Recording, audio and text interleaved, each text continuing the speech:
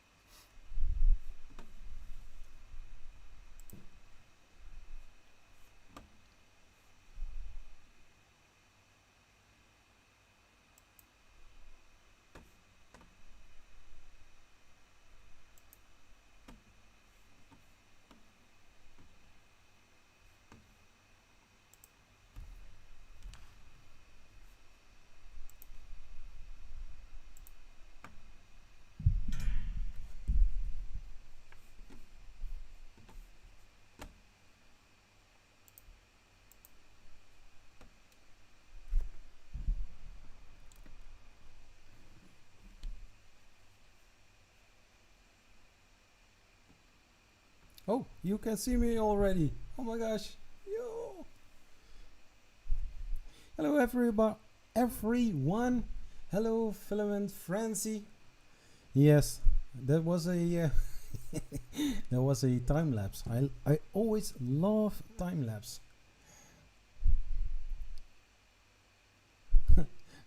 I don't see any human. I only see myself. Oh no.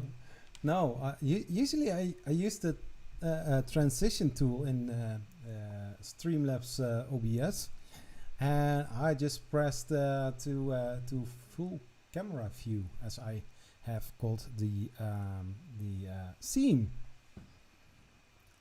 So, how is everybody? Oh, wait. There. The green screen is away, finally. Hey, hello, 3D printing and painting. I was painting. I made my my wall. It was officially cream color, not white, not yellow, but something in between. And the wall was too bright to record every video on it, so I had to do something about it, and I used a green screen for that, because for the ZHT media I bought a green screen to use it as a cover for the backgrounds. So I thought, let's use the green screen, but in the video editing it was quite difficult to get sometimes very good white balance. So I'm very happy with the gray backgrounds. Would be much easier to edit videos and also get some really good lighting, not to mess it up with lightning, the thunderbolt lightning. So, but how is everybody? Oh, thank you for the subscribing. Really nice.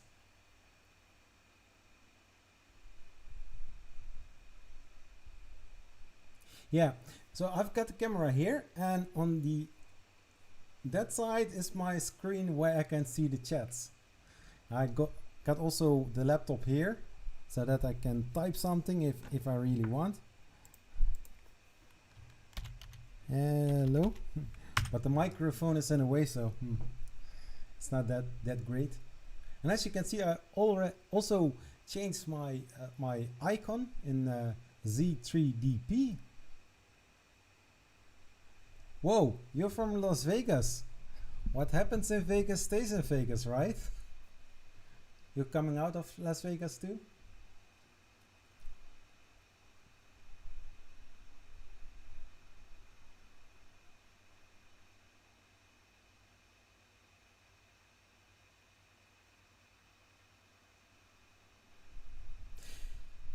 I'm I'm from the Netherlands. For the channel purpose, I always put it on USA. I'm not from the USA, but I don't want to get people. Yeah, I don't mind that people from the Netherlands are watching my channel as well, but I want to leave it international and not staying in the Netherlands.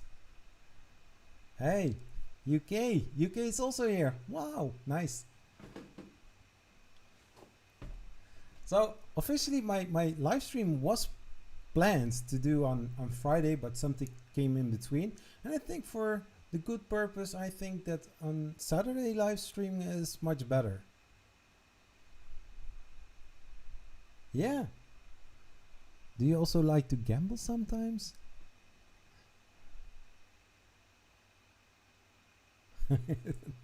Netherlands, yeah. The Netherlands. Holland.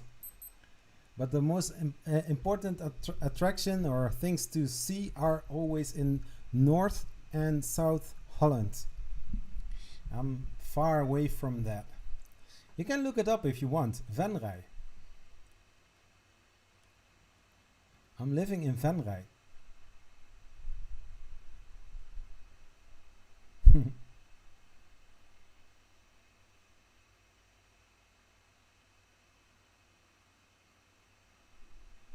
No, not so very often. Are you a lucky guy or lucky girl?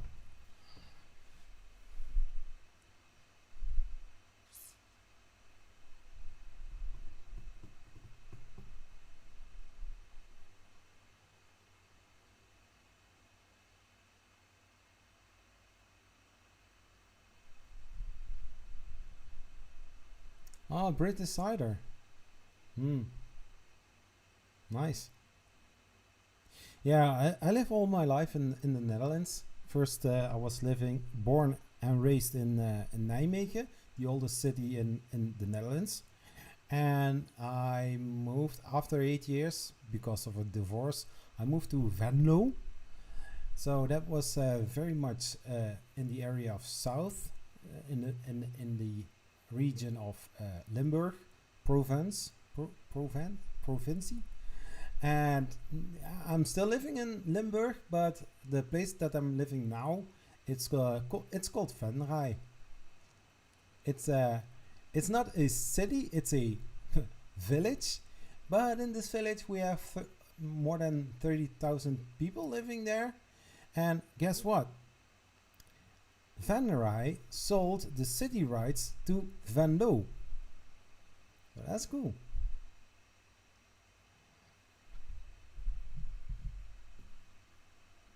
By the way, how is the audio sound like?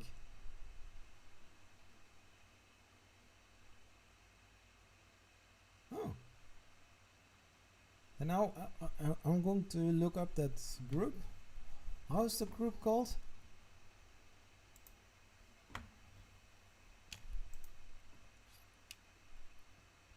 I think the 3D printing community basically is a very nice group.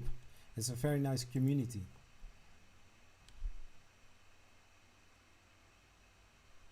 Yeah, thanks.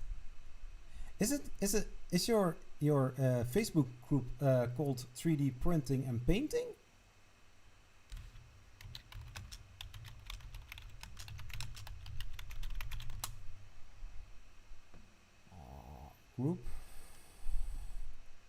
Groups.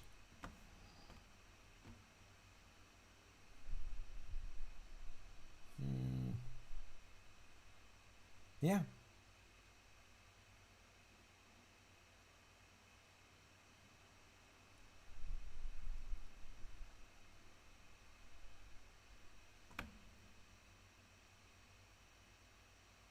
And is it called 3D printing and painting 3D HP?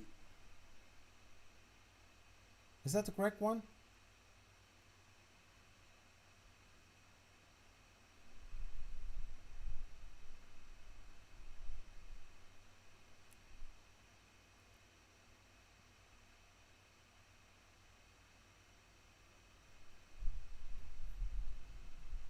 Avalon.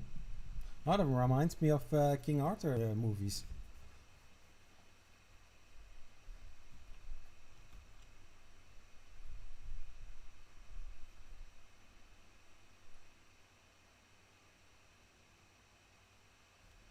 So I'm going to join the group. Uh, is it possible that it is a private group? Oh, I see that one friend is there already. Yes, I am. 3D printing indeed. Oh. Yes. Are you willing to subscribe to my YouTube channel? Of course I want. Yes. Everything for the 3D printing community.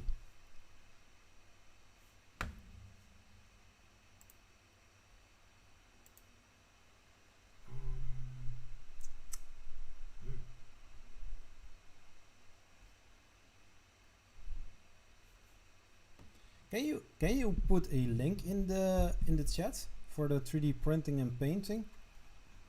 Or can I just use it here? Ooh. Oh, you already added, you accepted it. Okay, nice. Yeah, Las Vegas, Nevada. Nice.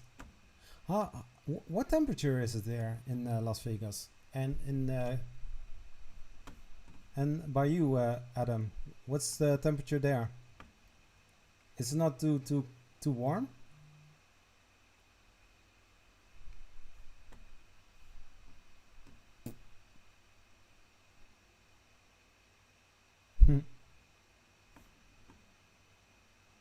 Yeah. There was one particular movie that I really enjoyed watching, The Mist of Avalon. Is that correct? I love to see that movie always. Cold and wet. Oh wow.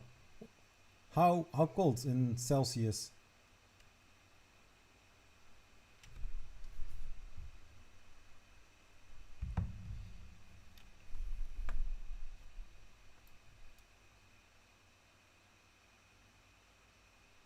Dry heat. Yeah, here in the Netherlands, today we had a temperature of 33 degrees Celsius. It's so warm that when you are doing some activities outside, like cleaning or something else, sweating everywhere, and the air outside is very, especially when it rained, it's very humid, very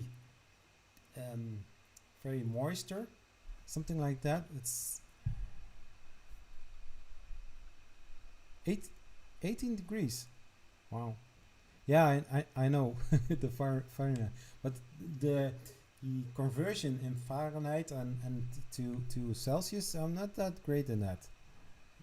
We don't use Fahrenheit here in the Netherlands.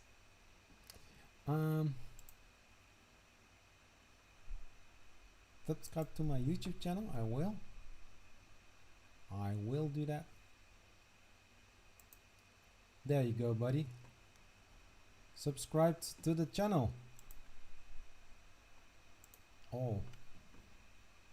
So, +1.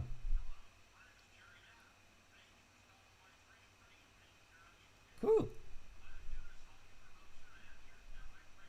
You really got a lot of prints there. Oh my gosh. I'm sorry. I do also do 3D printing, but because I need to pay the bills as a full-time employee at a company called Snyder Electric, I cannot buy that much filament, so everything I do on the channel is basically the only thing I can do, and I try to get as much as possible done on this channel with the limited resources that I have. Hey, but I'm enjoying it the full.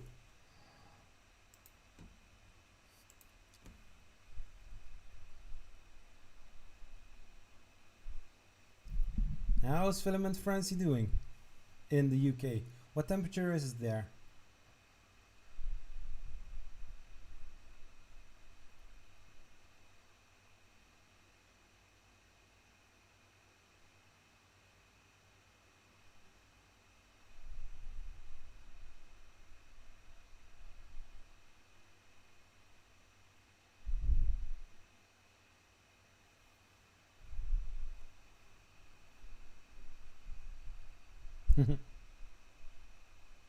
I'm trying to do my best with printing. I was yeah, indeed. We learn from each other. That's correct. I was working on the Ender 3. I'm planning to do a video about the Prusa CTC i3 MK2 3D printer conversion, and because of the heat of the extruder, I printed it in PLA filament. I still need to to print it in PTEG or ABS, and I was printing in ABS, but yeah, I got a clogged nozzle. So wow.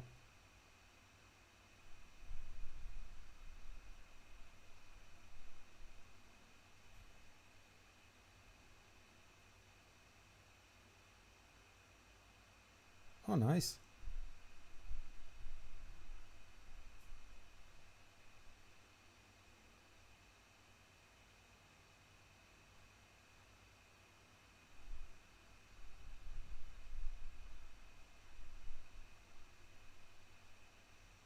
Yeah. Did you know that, by the way, here on Thursday it was raining very much, and what happened, I was it rained so much the whole street was flooded with water, and I was in water from 20 centimeters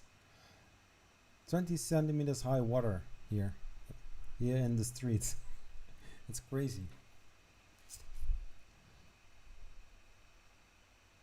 Yeah, exactly. That's the perfect temperature. I use the filament that I always use is Fill-Rite PLA maker, and it's exactly the same temperature, 210 nozzle and 60 for the bed. Oh, you have the Ender 3 version 2.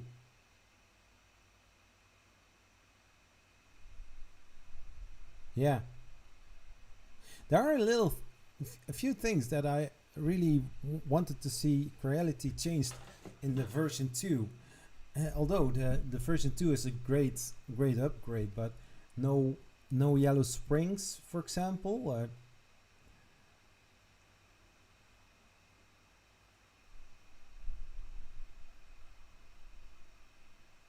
Whoa. Derail? Wow. That's that's crazy. ET4. Is that the lookalike of the Creality CR10S?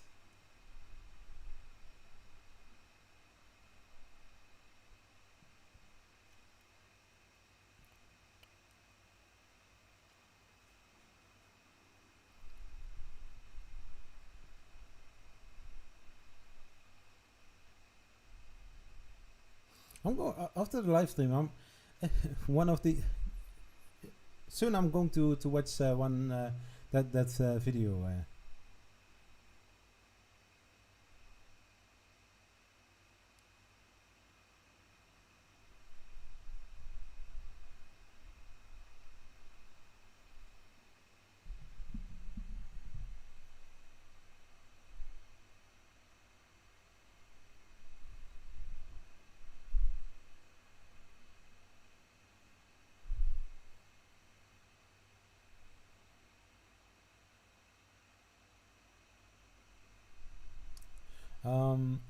Issue with printing PTEG?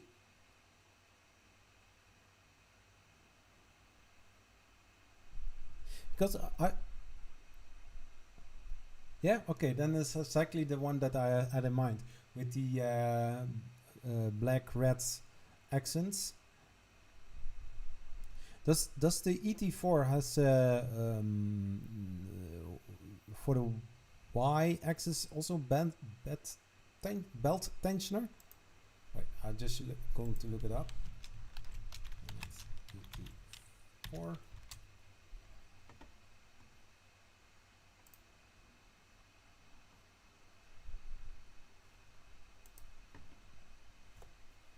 Oh yeah.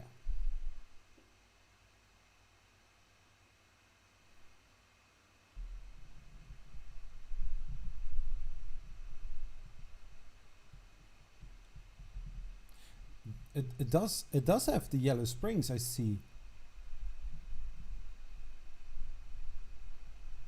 220, 250 millimeters printing volume, filament run out sensor.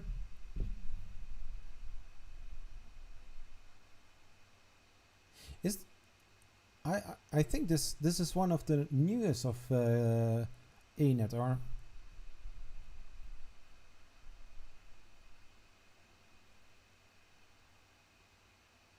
oh yeah, I'm also printing quite a lot on my Creality Ender 3 Pro. Almost all the time. I also am using the Easy Treat X1 Kids 3D printer. I had this problem with Easy Treat because I wanted to calibrate my E-steps for the X and Y axis. And when I was doing that, I noticed in pronto phase that I wasn't able to store the settings in the EEPROM. So yeah, I thought let's install a bootloader and see if I can just update the firmware. ANET 84 Pro without the silent mainboard. Oh, maybe can always upgrade to the big 3-tech board, basically. But with the Easy Treats X1, I am going to do a video about that. It's going to be heavily modded. In one case, I need to make a different case because I have attached a different kind of screen to it. And I also used for the screen attachment, I used some jumper wires to be able to control the 3D printer. I'm streaming with Streamlabs OBS. I was using OBS, the normal OBS, but that one wasn't working that well. Yeah. Yeah, me too, Adam. Me too. I also need some money. I do a lot of close-up videos about brand new 3D printers that are going to come out, and you see everywhere around me. I see happy people that are praising the brand and the very nice 3D printers. Yeah, credit card to the rescue. And last time I saw also somebody do a video. Chris Basements. He was doing a live stream about the Lotmax SC10 Shark, a very nice lookalike of the Ender 3 Pro, if I'm not correct. But this printer is amazing. It's a Kickstarter 3D printer. But also the 3D Printing Nerd did a video about it. I really like the printer. Yeah.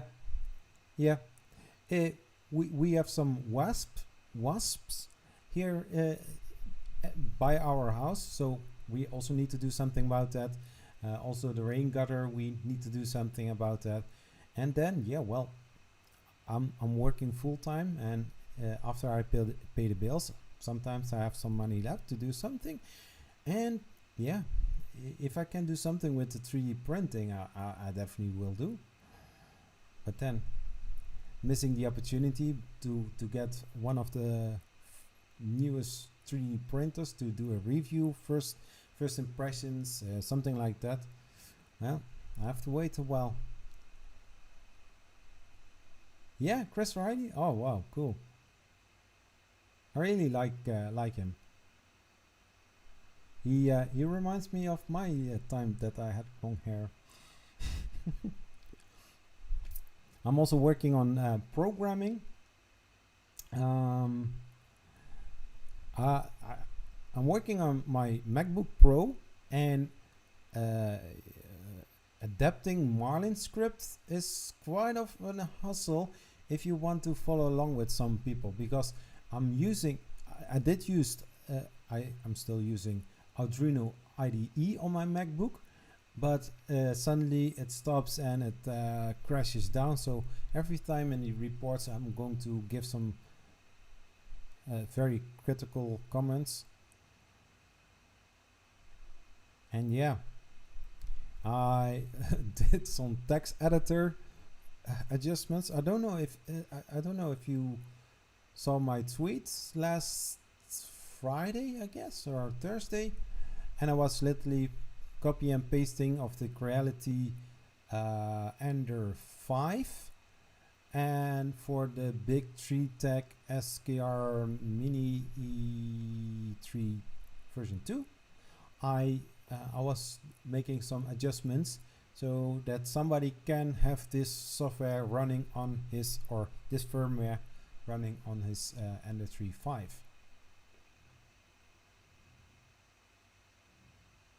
Yeah. Wow. Did you know, a few months ago I did a video about the CR6SE, a closer look video, and ANET contacted me if I would be willing to sell my CR6SE to them. I found that really strange. I'm not a big YouTuber at this moment. I do have a lot of subscribers where I'm very happy with, a lot of viewers I'm also very happy with. Yeah, Chris is a great guy. I love it. But I did wrote back to ANET saying, well, you have to be original with your 3D printer designs. I mean, they have the resources, they have the materials. Why not making a different kind of looking 3D printer? I mean, come on. But I think the ANET does print really good. I mean, they have the yellow springs on the ET4.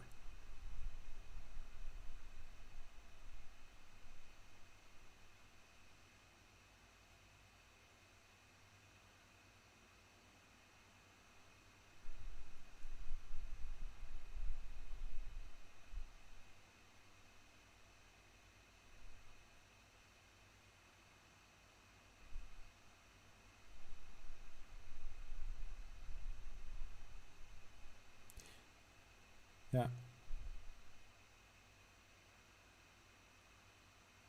Oh, but you passed already 1K, and that's great.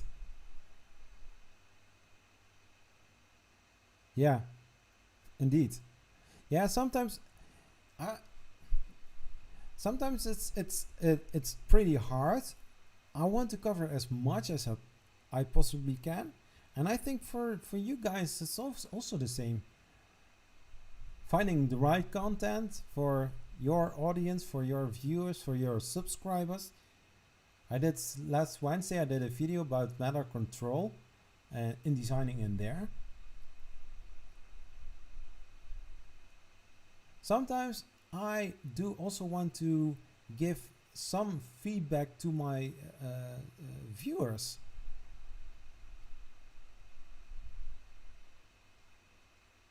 Oh, that's very great, Adam.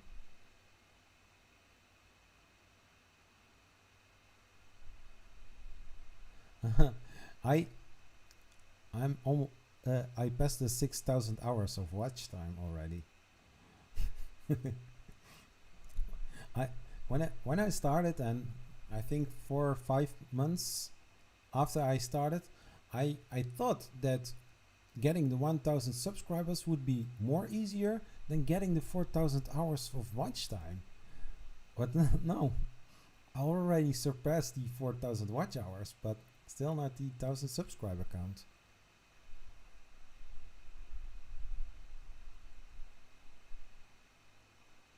Oh yeah. Amen. Totally correct. Totally correct.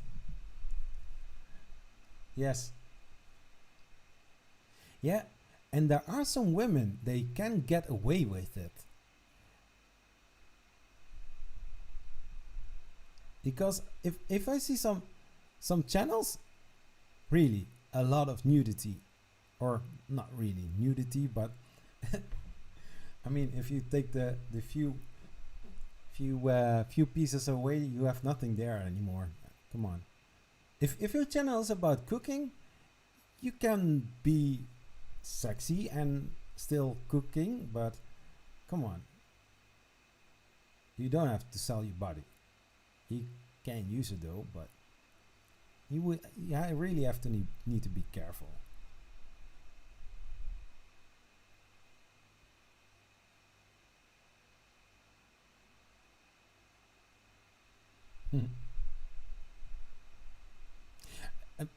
If we can talk about Naomi, the sexy cyborg, man, she looks great, but her content is also very nice, and she knows where she is talking about.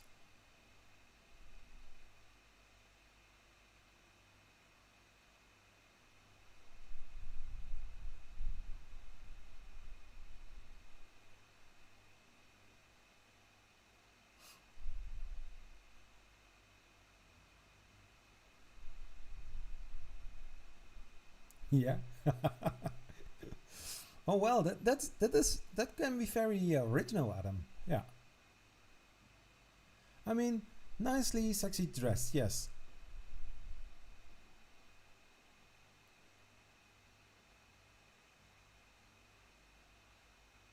Oh yeah, me too.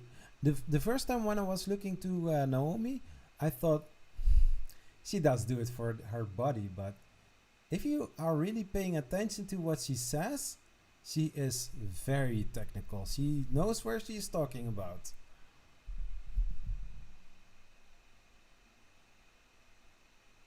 Yeah, yeah. I I find it very for me personally. I don't know her personally, but maybe I love how she can eat and drink. Oh my gosh, that's superb. But every video that I saw from her, she's she's very gentle, she's very kind. She takes time to explain everything very well in nice English.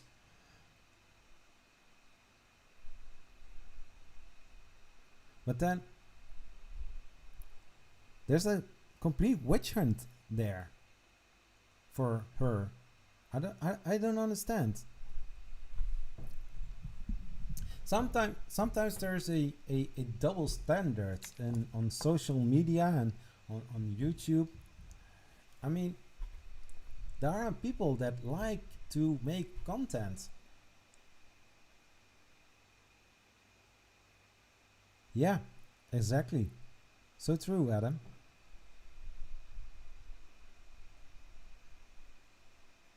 She's very clever.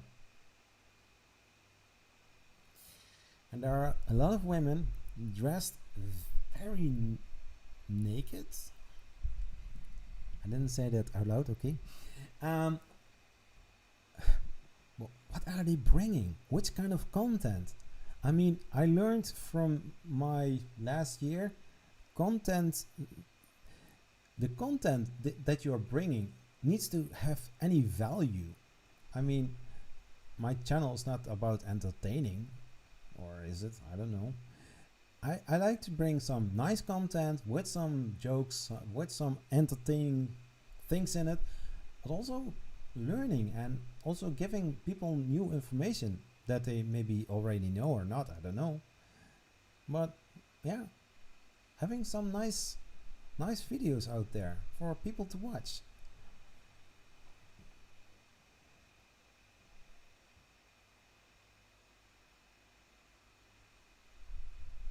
Oh, thank you, thank you.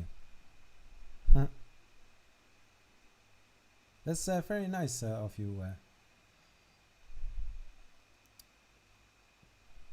I brought a video out yesterday, Zachary news and updates. It was about the Elegoo Jupiter. I don't know if somebody saw one of those, that one big huge resin 3D printer. Oh my gosh, that is huge. And the Mercury Plus Wash and Cure 3D resin wash and cure machine, and also the Wham Bam Flex. Oh my god, Flex build system for resin. And I got some compliments about that one. I think doing some research, finding out some cool things what you can do with resin 3D printing, because video from yesterday was filled with a lot of resin 3D printers. Jerry, okay. Thanks to have a name with your YouTube name, Jerry. Jerry is a cool name.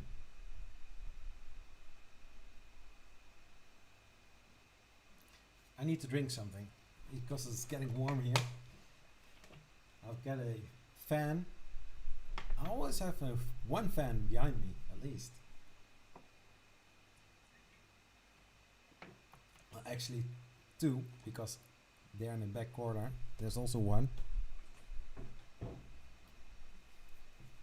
Which kind of paints do you use, Jerry, for your prints?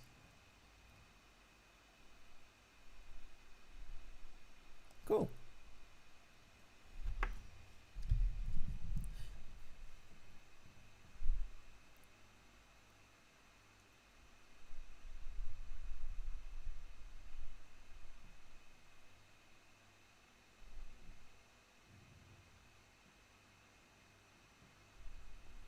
I like that about the 3D printing community, helping each other out, giving some information. Did somebody saw the video from Teaching Tech yesterday?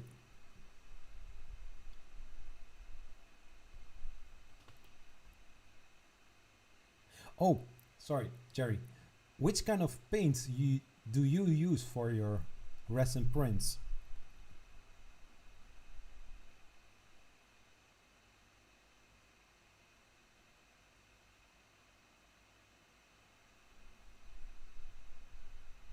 Okay. Yeah, I did see them in the in your welcome video.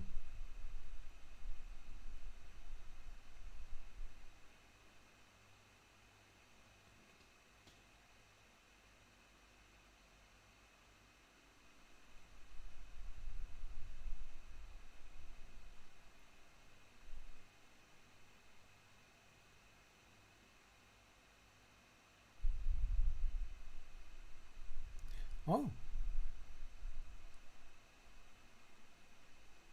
well, I did try one of the paints out, paint for an airbrush, and it is acrylic paint.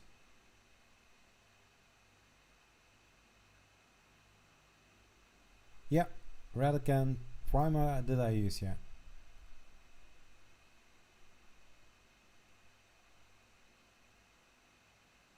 But I'm going to watch one of your videos because there are also things that I should still learn. And for me, I basically just do printing in colored filaments, and sometimes I do like to paint something. I'm also working on a very huge project but because I also need to print some other things, I need to save up my my filaments.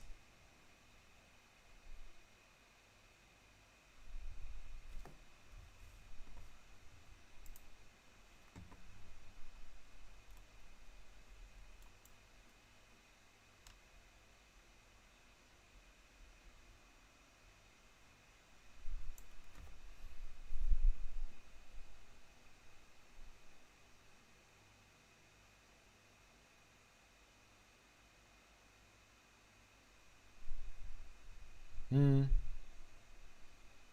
Yeah.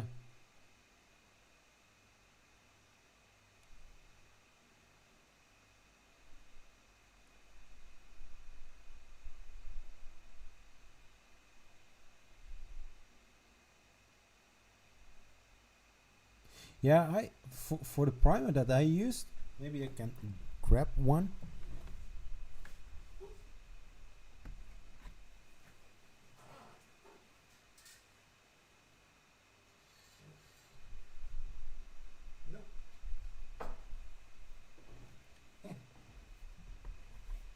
No, the rattle can is not in grab. I thought I had it, but it's not there.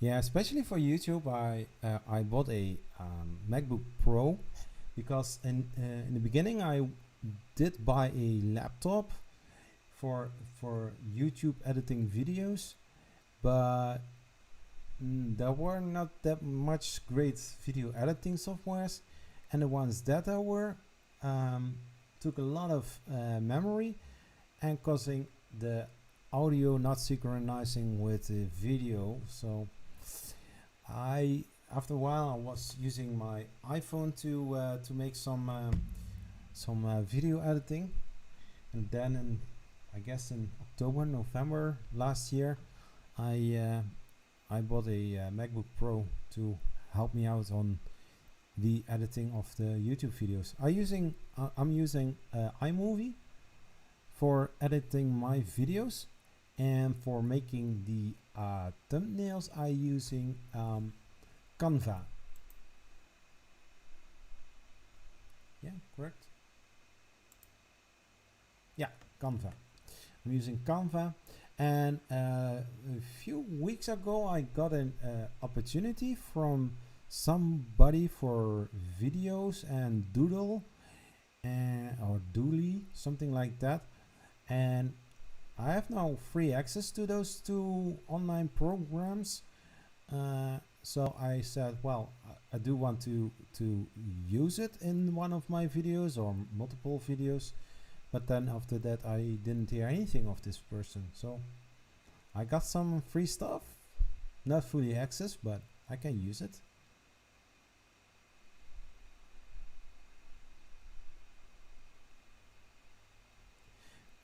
DaVinci? DaVinci Pro. Is that for the Mac? Wait. Yeah, I'm so used with iMovie.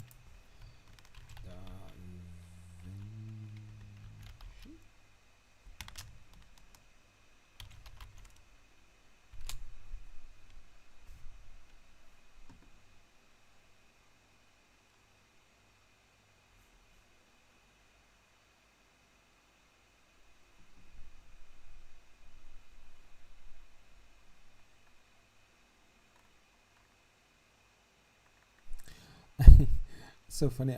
I get I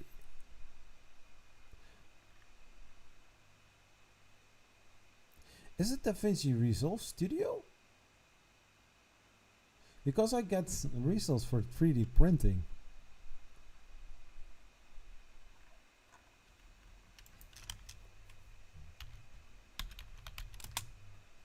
I don't doubt you.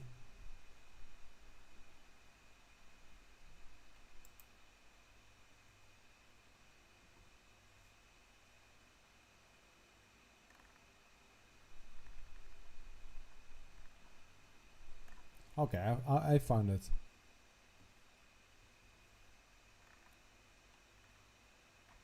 And it's free.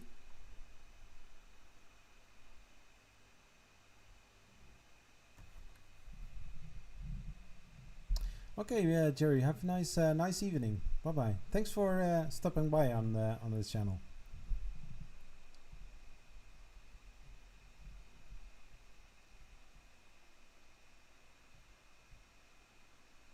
Yes, for sure. Cool.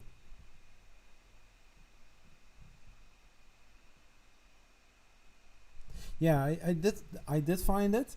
Blackmagicdesign.com. And this is free to use?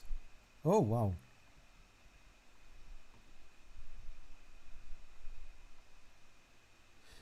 The point is, I'm so used now to iMovie. It's working great. I know the drill. I know how to handle things. So I really need to get my touch in DaVinci Resolve.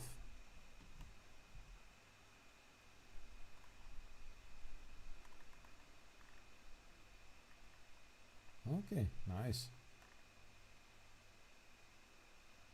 The one problem that I always have with iMovie, I got one screen with everything from the video editing in one screen, but I want to have my the viewer.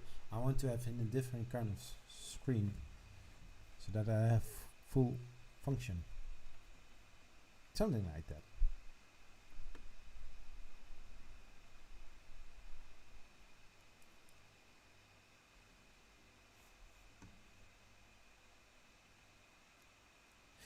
Oh, on the background?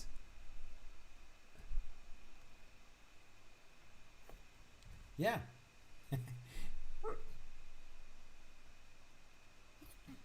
Yeah. The EasyTreat X1 3D printer. Yeah, I got some problems with it, like I mentioned, and it's working. It's working. I got some prints out of it, but it's heavily modded. I attached a wrap LCD screen with the 5 buttons, and it does work.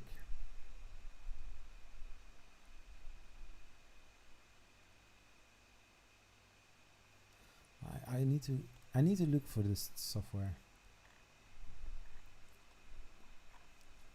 Okay, got edits, training. How do I get it? How do I get the software?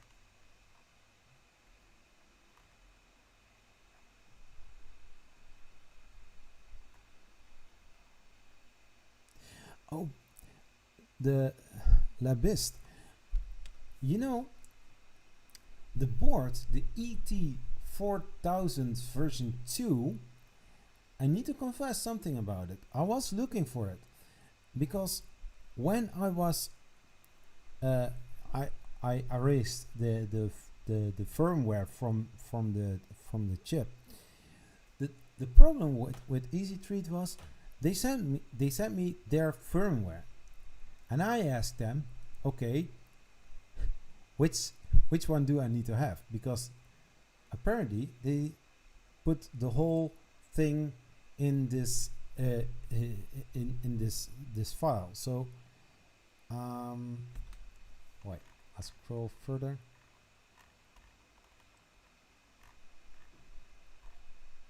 Oh my gosh.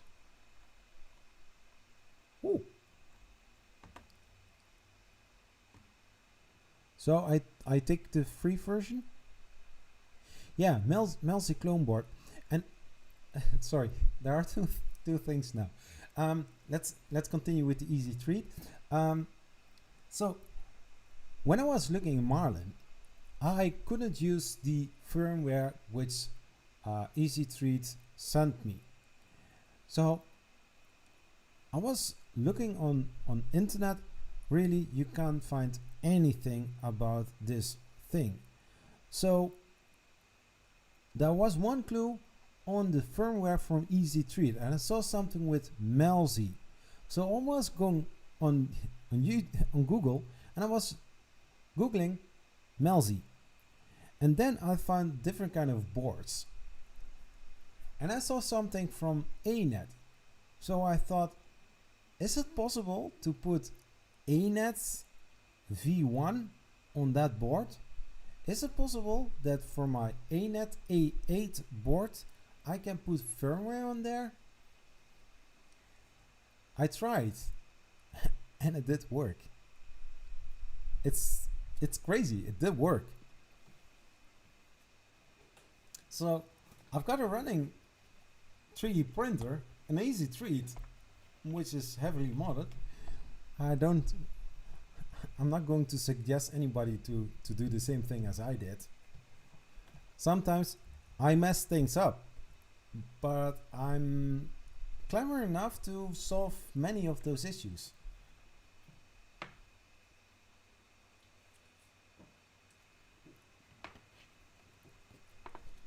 How about you, Adam?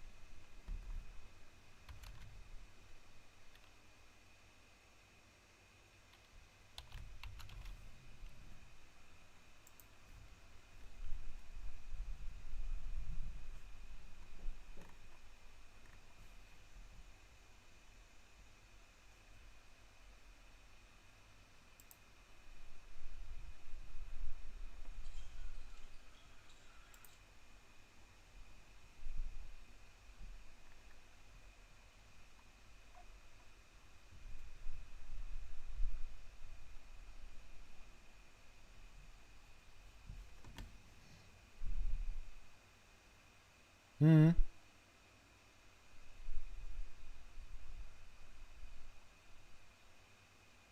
Yeah.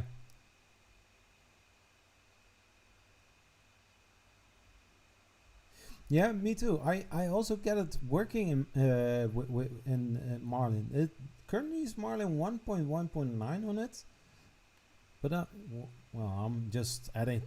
I'm just going to push the border to get Marlin 2.0.5 on it, or 2.0.6, I think.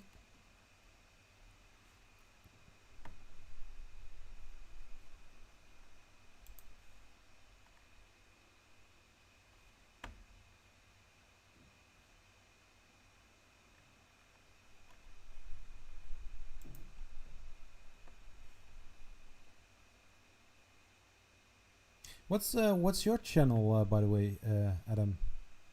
Because there are a lot of channels with your name.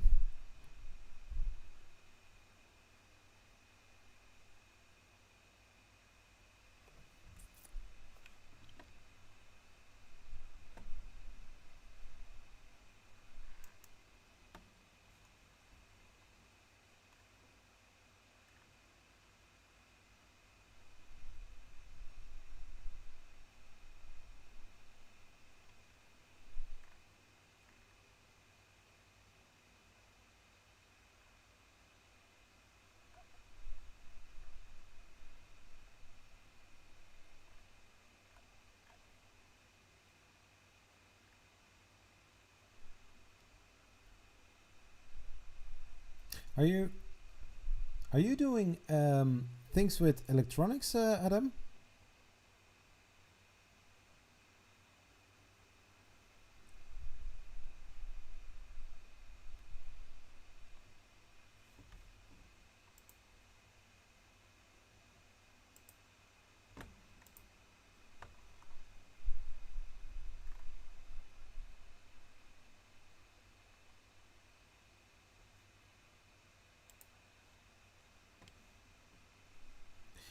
Yeah,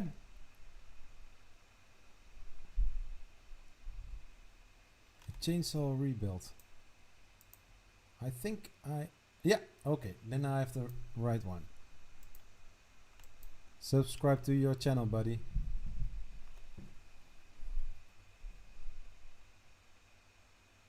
Oh, looking nice.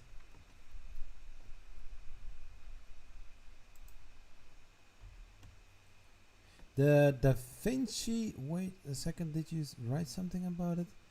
I see two downloads. One is for almost $300 US. The other one is for free. Is that also the Pro?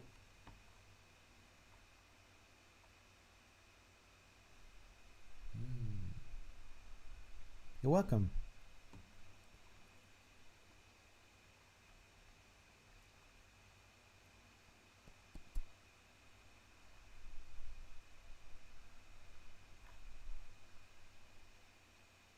They have an old table there.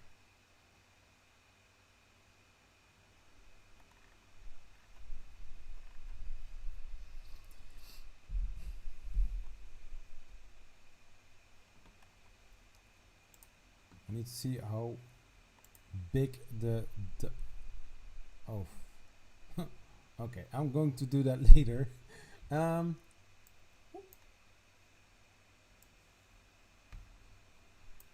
So something like that.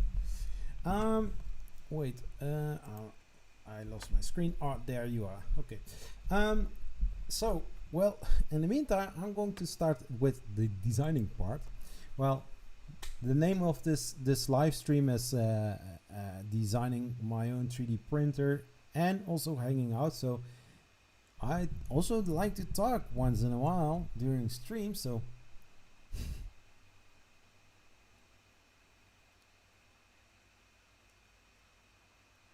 yeah, I saw the very big tables there.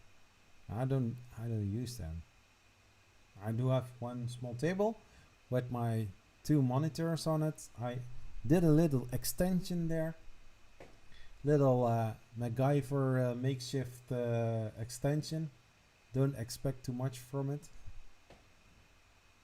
And yeah, well, behind me a big 1.80 desk workbench, which I am very happy with to use it.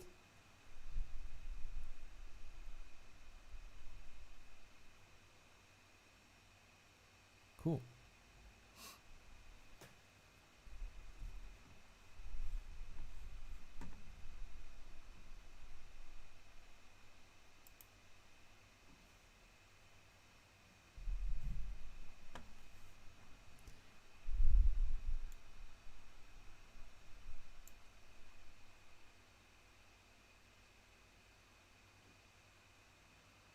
The spinner thing is on my project list.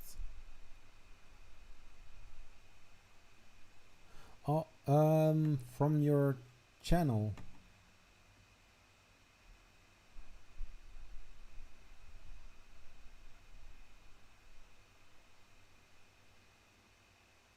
Which spinner thing you mean?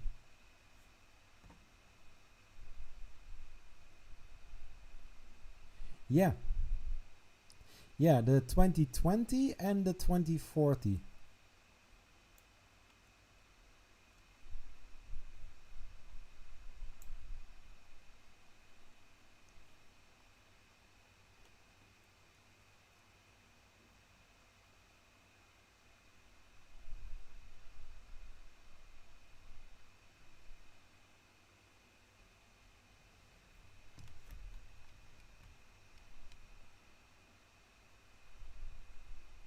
Oh. You are going to make a video about it?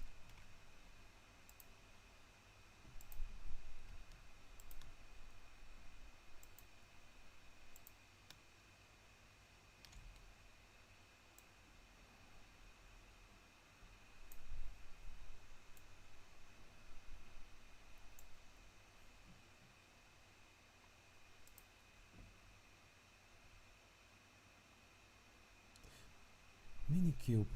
It does say something to me. Sorry, it does ring a bell. Did I saw something from you a few weeks ago? 5015 Minikube. How big does it print? What is the printing volume?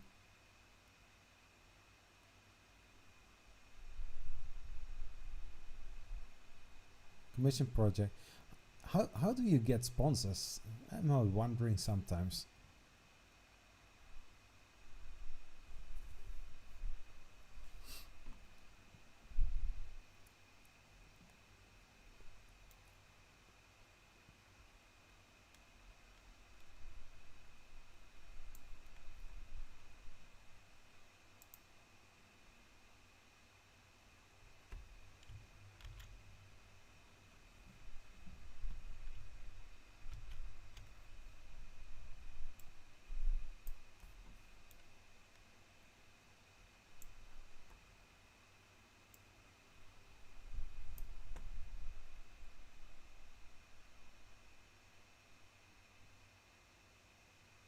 Okay. Oh, I am very curious about that because I heard some stories that people are I don't know if that are starting YouTubers or people that just want a 3D printer for free. I think when in our area or in our niche, when you are doing a full-time job, paying the bills and trying to make some new content, I think in some areas it's very competitive with other channels and other people's, and it's very difficult to get sometimes hands on a very new 3D printer.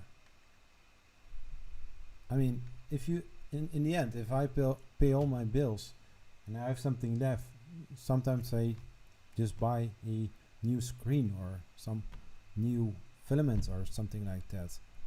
But then doing a Kickstarter campaign, paying 300 euros or 300 US dollars for that, it's quite hard. It's difficult. Oh, nice. But the begging part, um, if you get it done, very nice. But I also heard some negative things. Uh, when when some people uh, when some people are begging too much, it can also get you on a some sort of blacklist.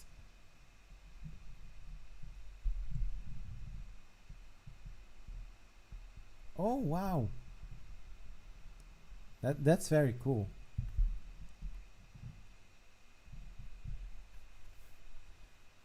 A engineer, cool. A engineer.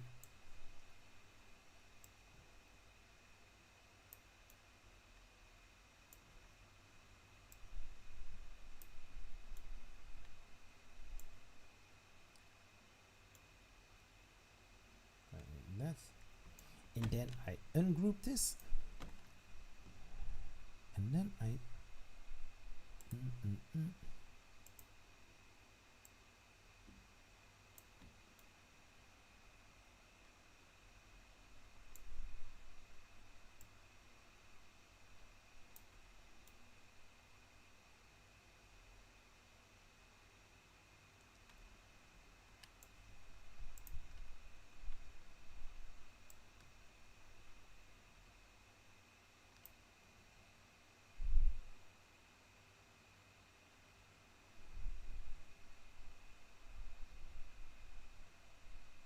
Mm.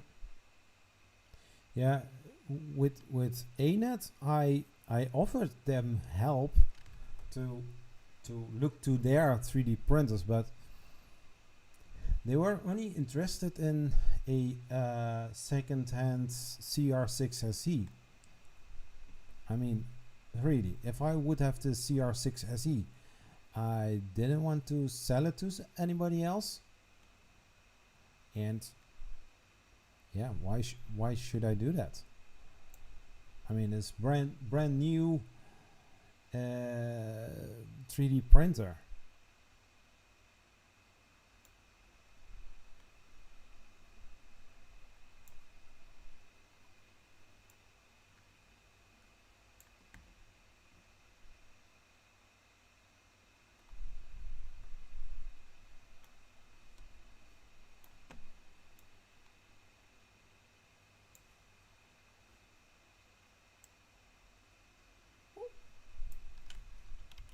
Wrong button.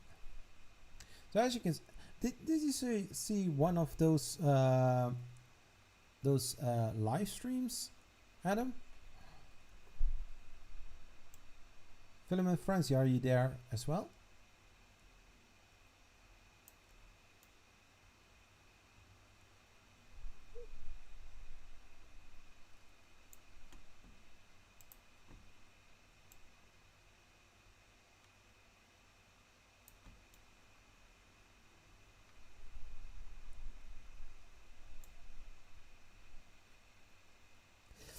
Well, because it is a it has a, I don't know how you call it sometimes probably.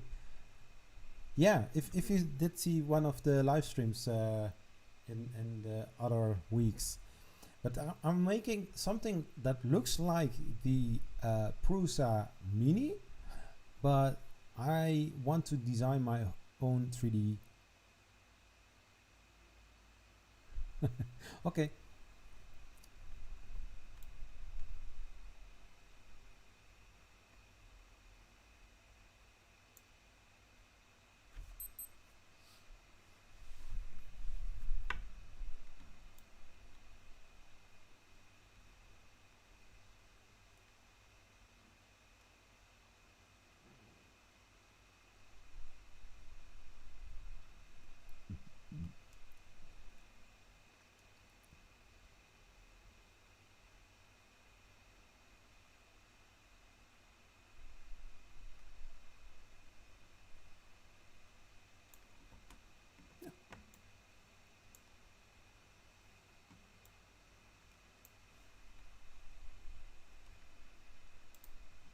So ungroup them, and then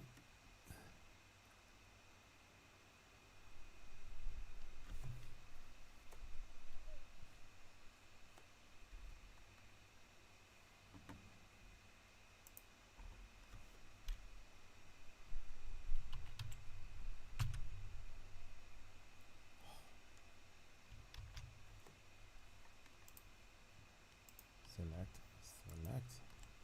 No. What? No.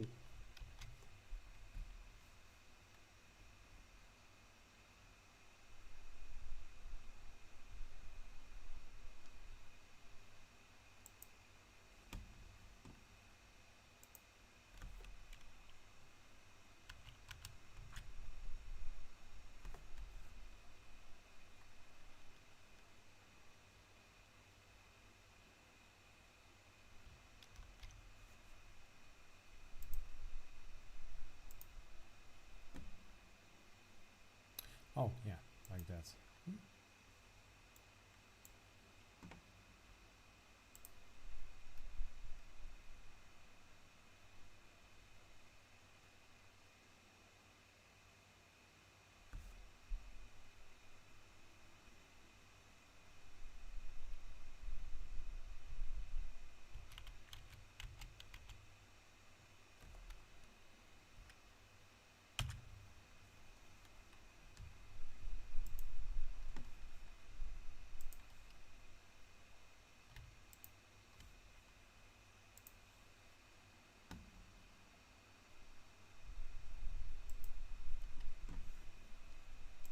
Something like that.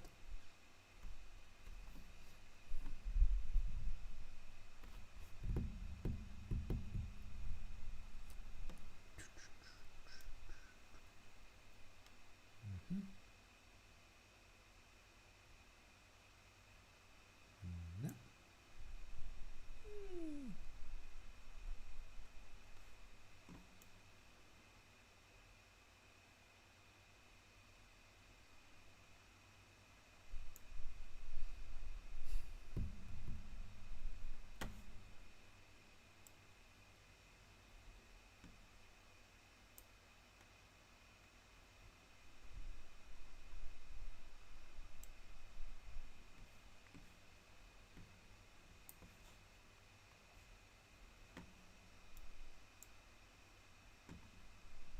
Ah, yeah, you're back.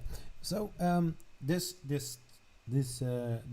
3D printer that I'm designing, it's the purpose of the purpose. It's going to be a Bowden style extruder and not drag drive. Also because of the X axis is only supported at one Z axis frame, so maybe I need to make some adjustments in the future, near future, I hope.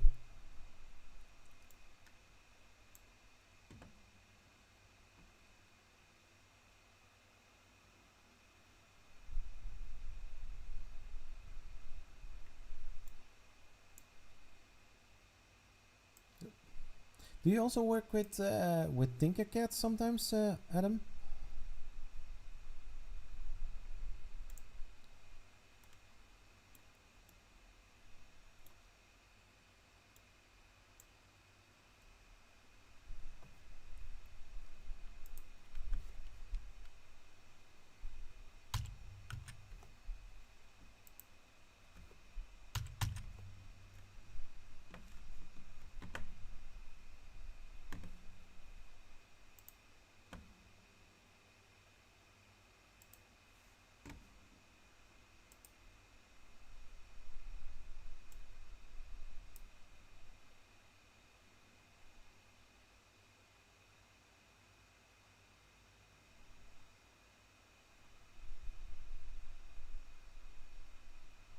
Oh, you use Fusion 360? Yeah, I did use it a few times, but I'm still struggling with it sometimes.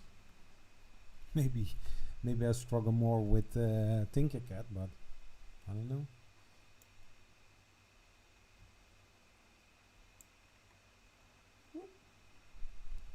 I leave that part for a moment alone. Yeah, I also need to make some cuts here. I will do that very soon. Not in this video, I guess.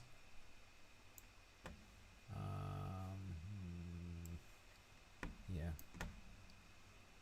I'm just going for this here, making the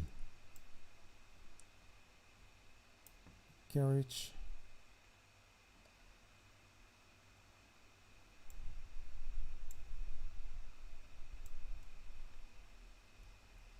Okay. More line.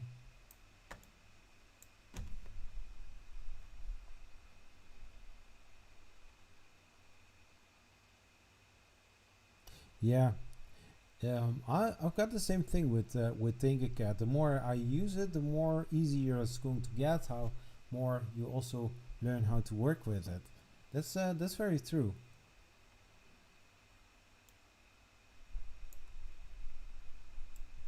I think for myself, I really need to learn also using Fusion 360.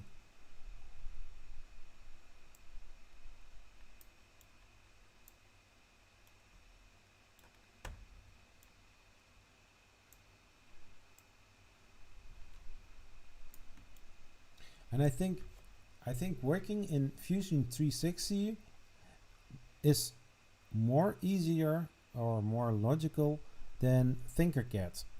But I can be wrong about that. I don't know. But I think with designing would be much easier. But I do like the simplicity in TinkerCAD.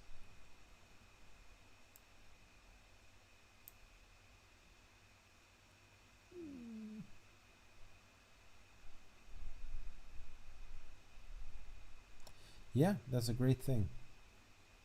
You can also make designs in Meta Control, by the way.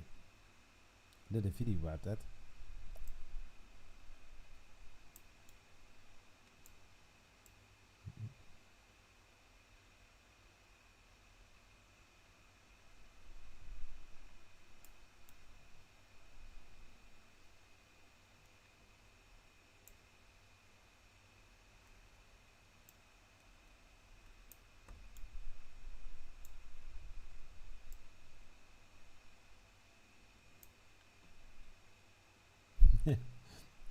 Is the Fusion from Fusion 360 also F for frustrating?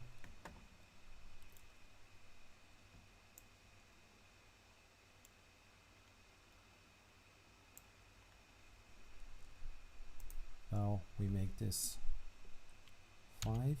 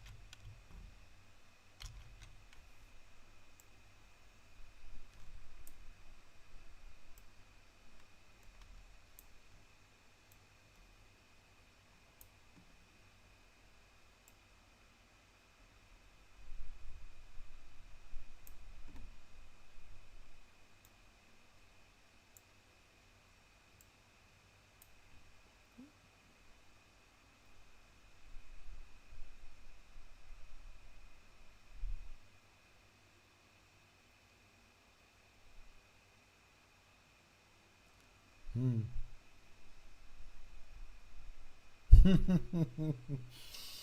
Yeah, I I did that too today with my ABS printing, because I was working on my M3 Pro, did want to print something in ABS. Um, no box, no heated environment, only the heat bed at 100 degrees, and my nozzle was at 240, and well, it didn't work. And I got a clogged nozzle, so I raised the temperature, and I thought, I'm not going to start any print now, because during live stream I want to focus on the live stream and not on a 3D print that can fail.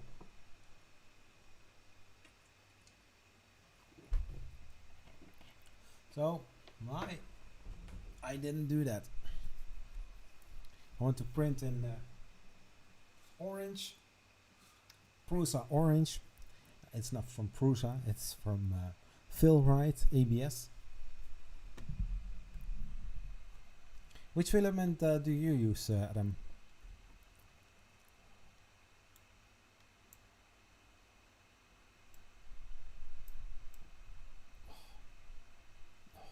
Sorry.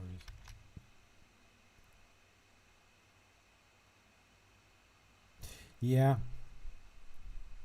I don't have a box that big. Yeah, I use I use a lot of PLA. I love how to, you know, I think they have to lock me up in a room with just a 3D printer and ABS and a laptop. Basically. Oh yeah, you wrote that already. I need to pay attention.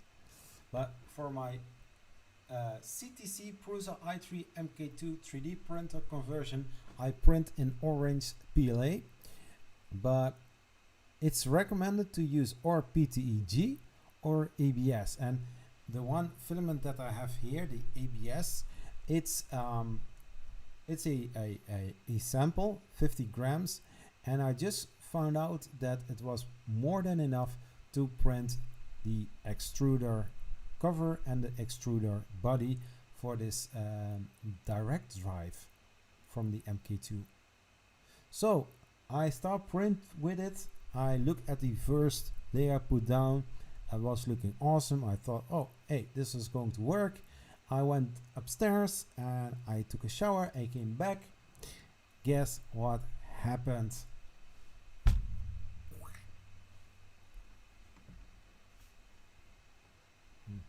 Wet paper is nothing against it. So yeah, I went back on my MacBook Pro. I did make some changes in Cura, and I redone it again, or redo it again. But there is a experimental thing in Cura where you can put a wall around your print during printing. So a brim or a raft, and then on the raft or brim there is a extra wall that is going to be raised during the print, and then eventually your print is covered with a wall around it, preventing any warping. So in a future video I'm going to give my thoughts about that. Huh? How's that for making content?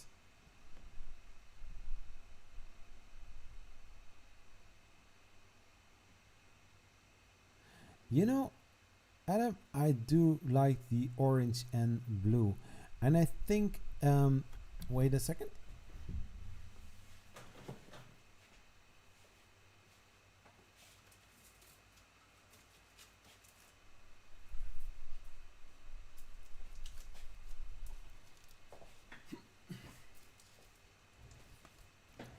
Sometimes when I order things on Fill-Rite, I get in those boxes, I get samples, and these samples are great.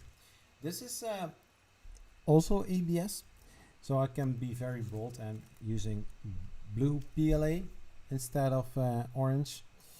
So I like this one. I hope it's not too reflecting. And I think a color combination of those two, you can see that. I think a color combination of this together with black, I think that would be the colors that I'm going to use on the Z3DP MK1 3D printer in the future.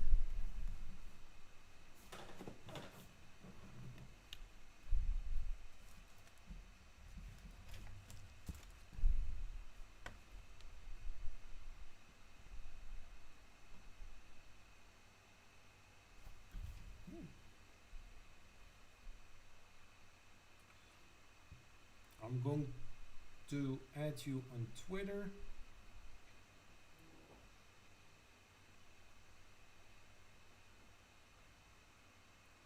GPT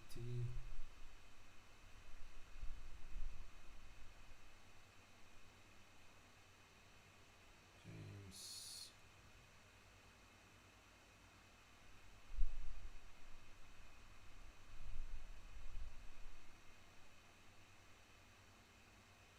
And then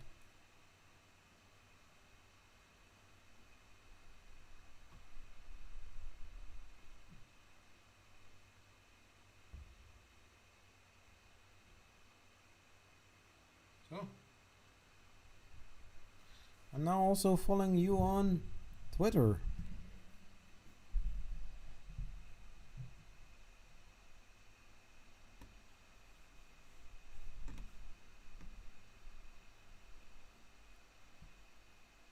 Yeah. Yeah, also for my logo, my anagram C3DP, I'm planning to use the same color blue for the circle, and then the cross, and then the letters in orange and white background.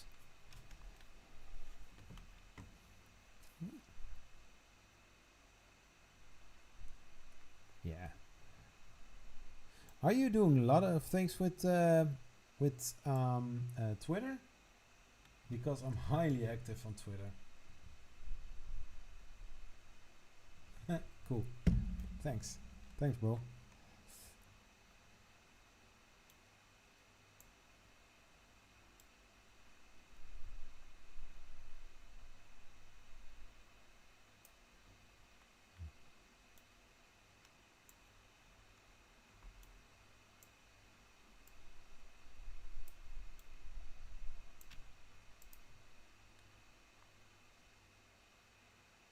$75.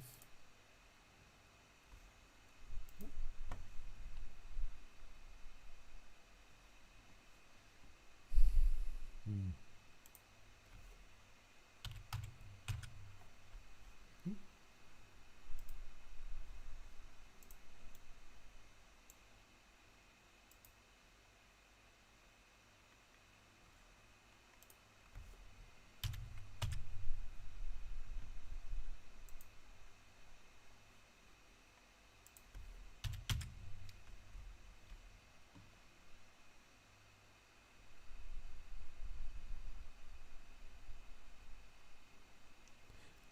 What do you mean? Forget to update Twitter and Instagram.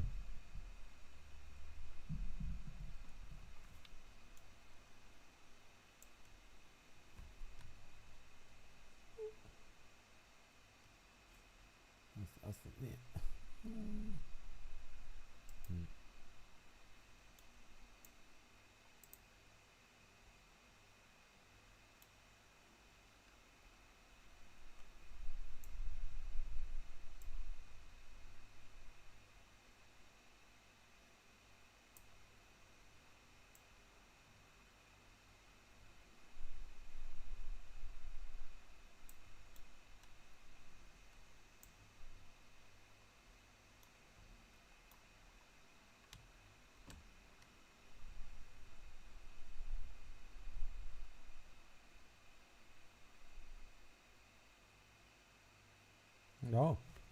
Yeah, I am planning to make the recording this Monday. I'm still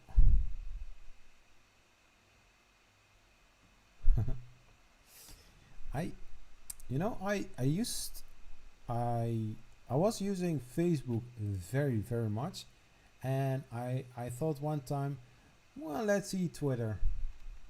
Then I forgot about Facebook. I'm very active on Twitter. My YouTube channel has an official Twitter. It's called 3D Zachary, I guess. But I'm using that almost not all the time. And as you can see, I also added you under a different Twitter account.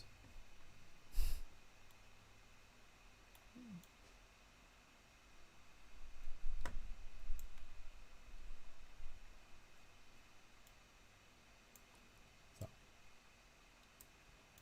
let's make it much more easier.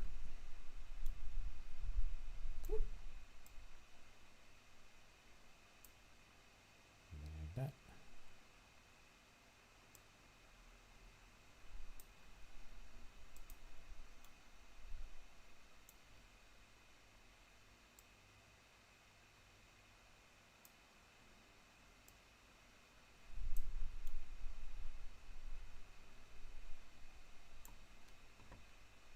Mm-hmm.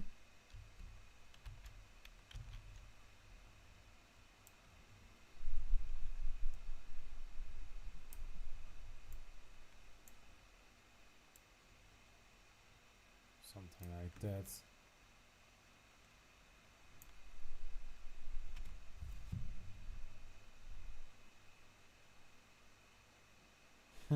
You also found the other one? Cool. Very cool, buddy.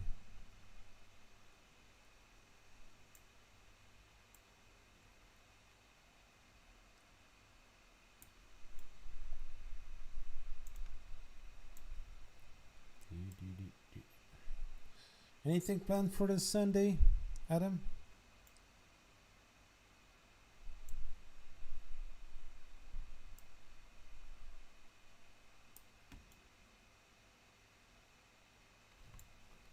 So now am I going to select all the 3 ones, and I'm going to align them.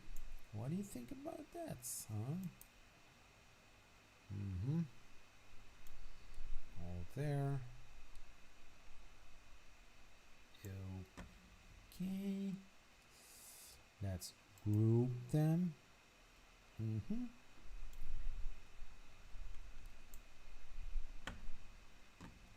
And we are going to take the other wheels and we are going to align them as well. On the wheels and in the middle.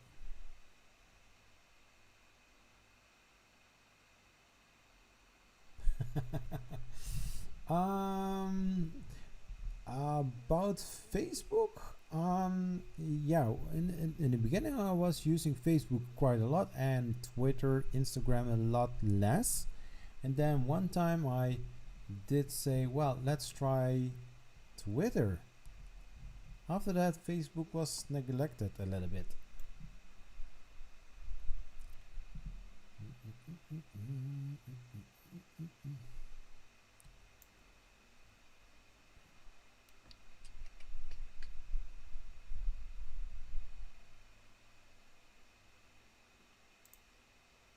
So I need to make them a little bit longer, and then I'm going to add the wheels there again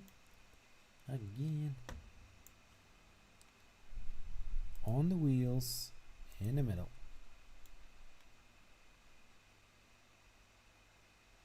Yeah, something like that. Now we take the plate back again.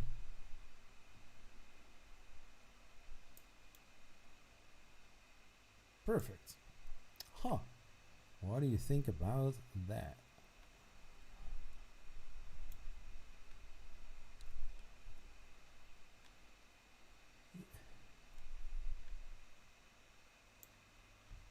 in the meantime, so when I'm going to make this carriage, the carriage is going to get also a T shape. This T shape is minimal because of the weight reduction, and also the only thing that I need to add is a hot end, and also a cooling fan for the hot end, and also for the parts cooling.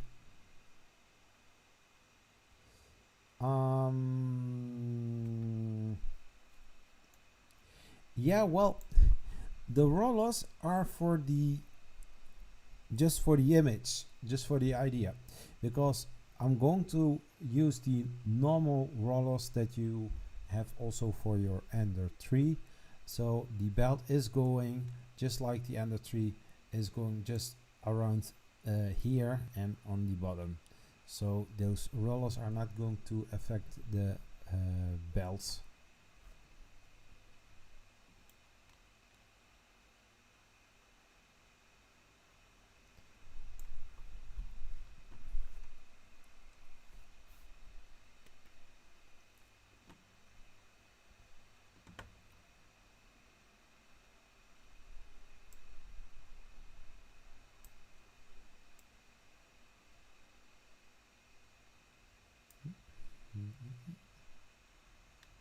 Doesn't have to be that big, of course.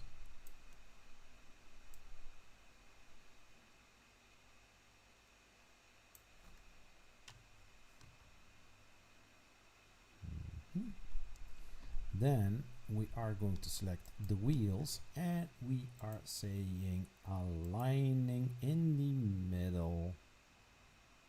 Oh, okay. Already did that.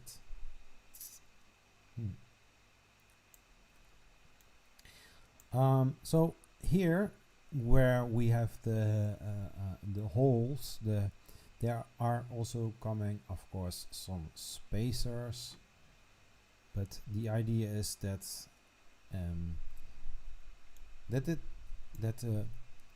carriage is as close as possible to the 2020 aluminum extrusion, making this into a very, very nice looking 3D printer.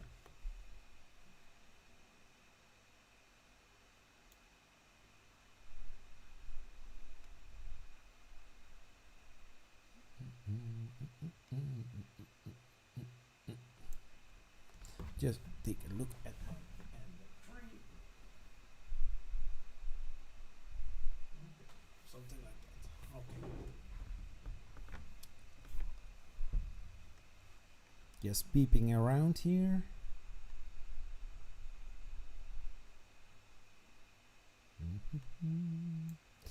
We need to add some place where we can put the belt to. So, oh my gosh, what am I doing here?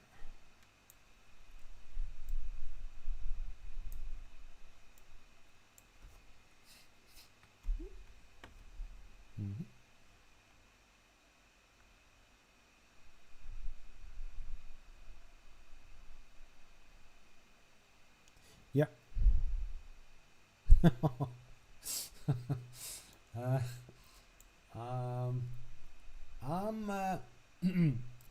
And that, oh, yeah, it's very good thing. Some of the parts they are going to be ordered online. So also this concentric nut, I am going to use that to make it as clean as possible.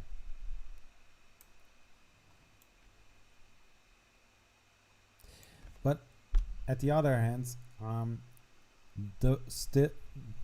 either way, if I am precise with my measurements or not, I want to have this concentric nut on the carriage. So when there is some wiggle, if there is some loose things, that we can tighten it up so that this is as smooth as possible and also running good over the extrusion. It's getting crowded here. Oh, shoot, I'm doing it again.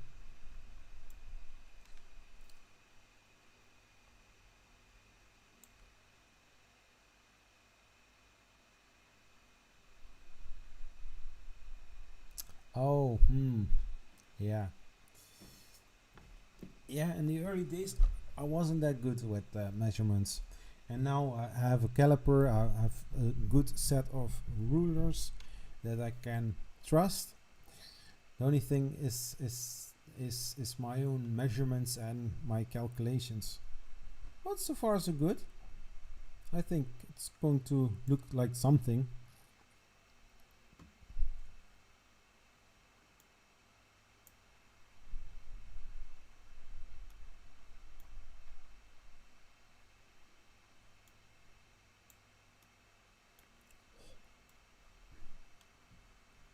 Oh, there's my cube. Oh, oh.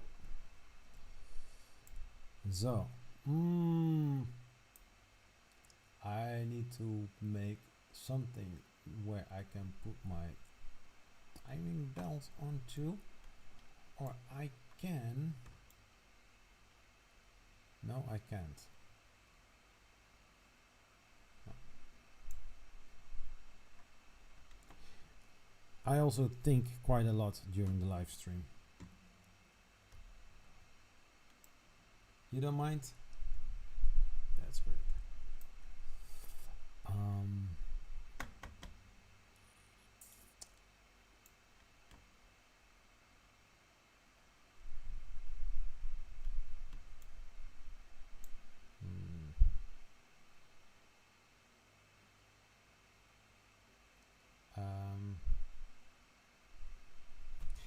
I drank something. Yes.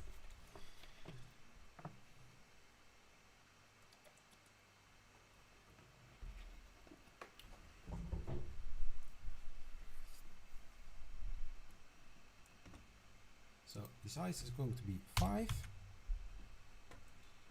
The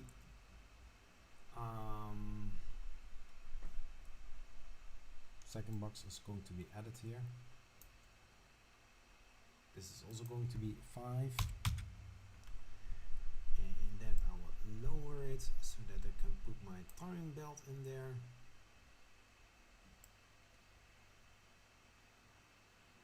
Like that.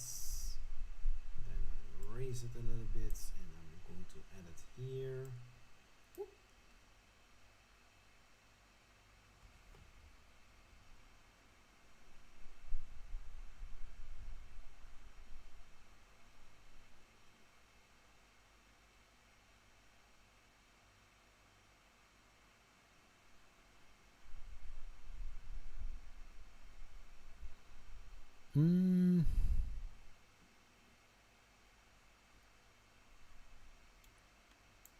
Wait. So I'm looking here and I'm going to add a pulley here where I can use a belt tensioner. Well, what do you exactly mean?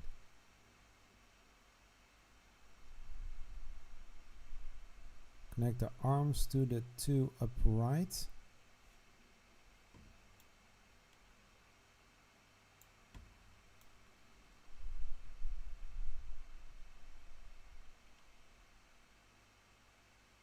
Yeah, it's no problem. Sometimes I do. I also have this thing. Don't. It's not a big deal. It's no problem.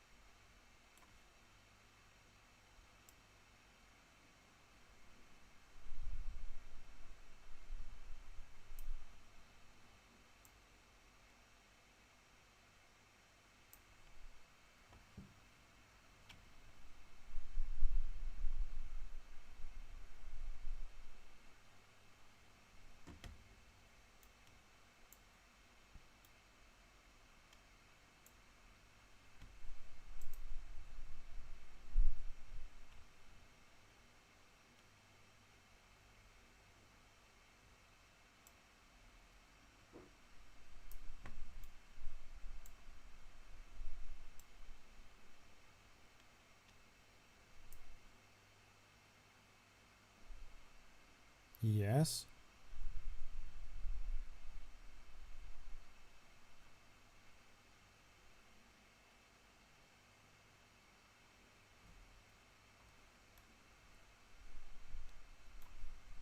Oh.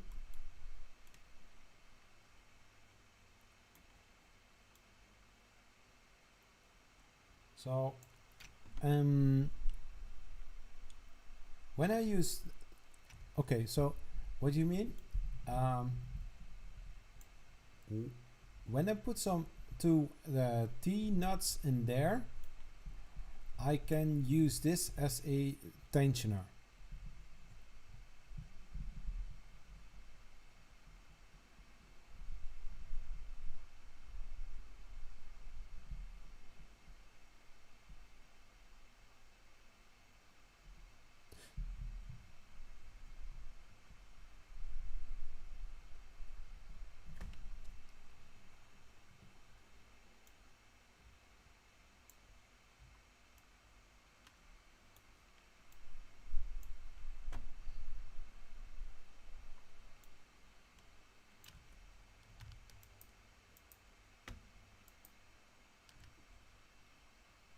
Yeah, I like the idea. I was thinking to put something on the end of the z-axis arm, because there still needs to be a pulley to get the timing belt back over it. I was planning, or still am planning, to have the tensioner at that point, so that the arm is not going like this.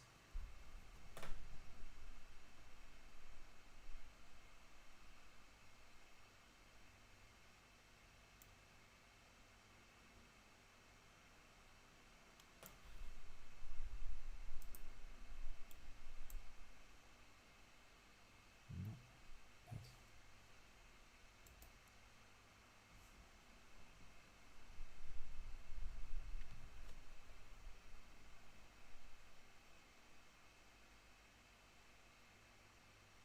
Mm.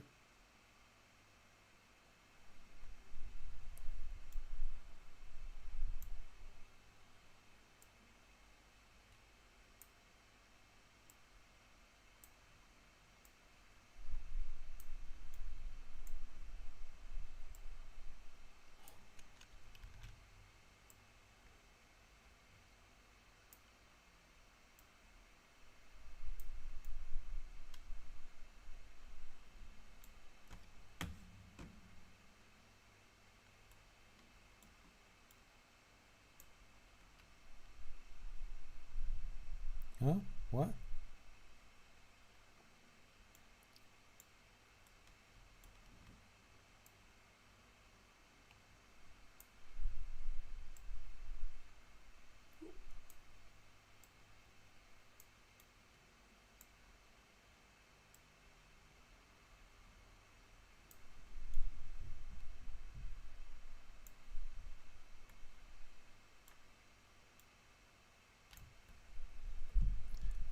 What's the question?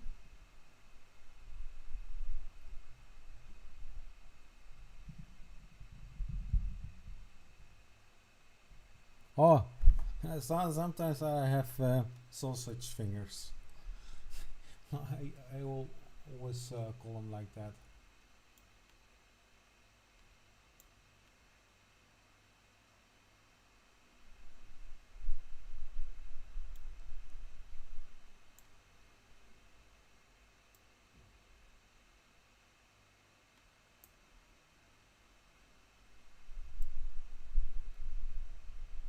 Oh, wrong one.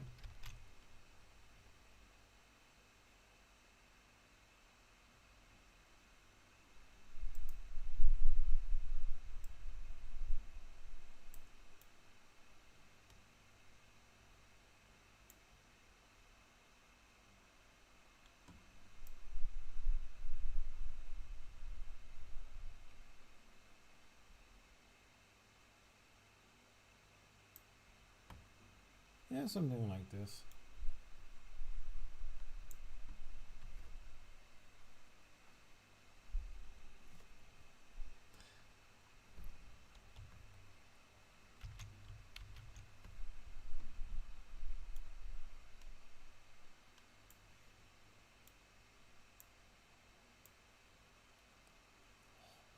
this. Shit. Oh, sorry.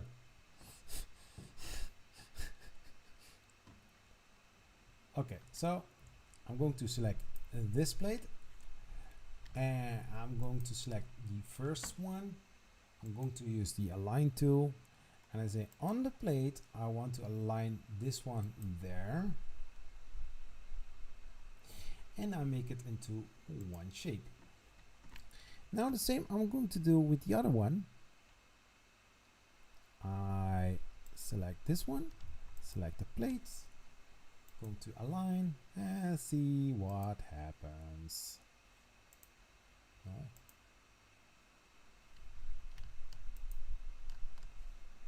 Come on, I know you want.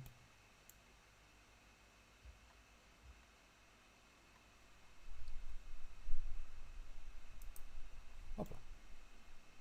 Allez, hop.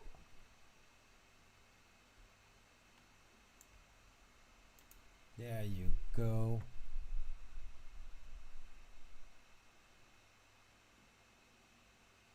Oh no, I didn't I didn't see it as rude.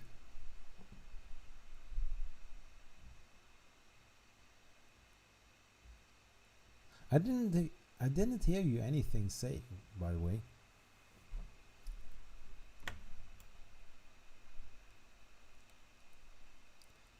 Up close to my 3D printer, as you can see.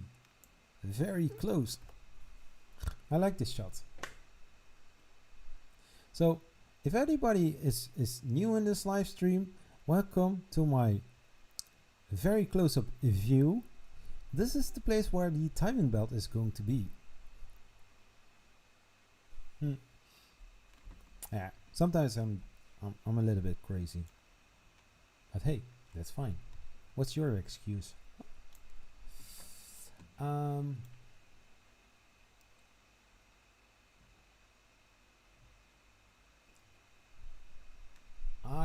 I think this is looking great.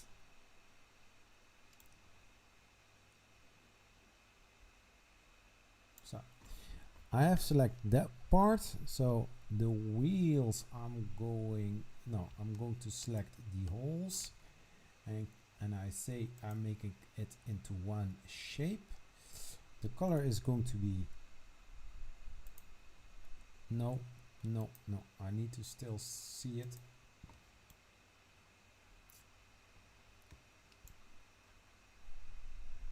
Hey, me too. Yeah. Brothers from a different mother. Good. Cool. Nice. Yeah, I'm sometimes I'm crazy. I think it's very normal to be crazy sometimes in this ugly world.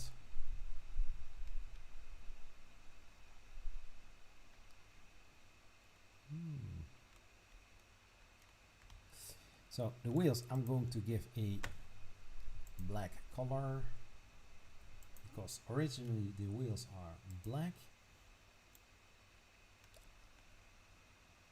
Something like that.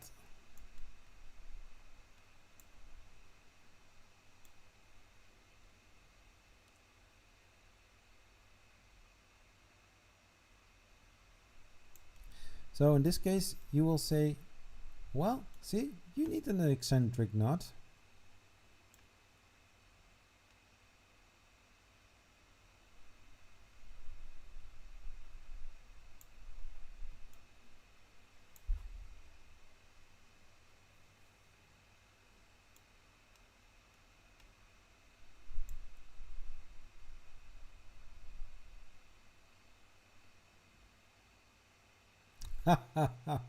Yeah.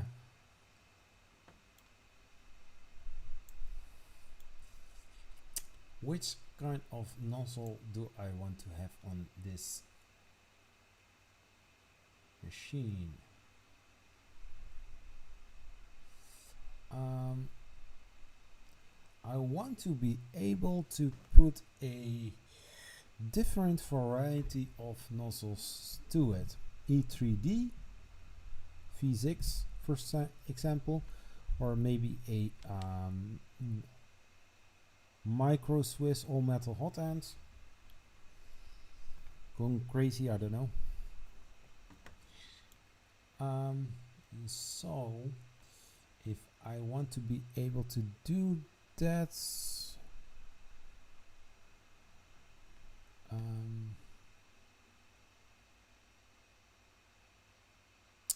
I think that would be a great idea to have the ability to add different kind of nozzles or different kind of hot ends to it. Different kind of hot ends, by the way. Have the possibilities open. So I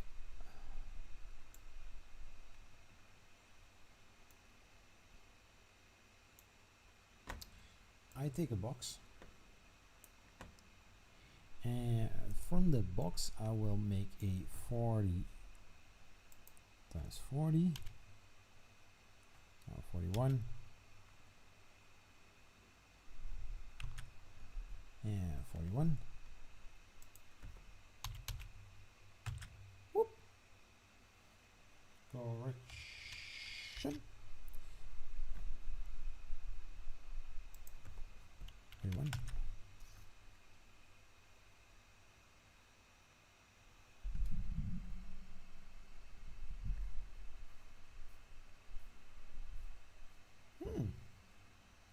Yeah, big tree tech.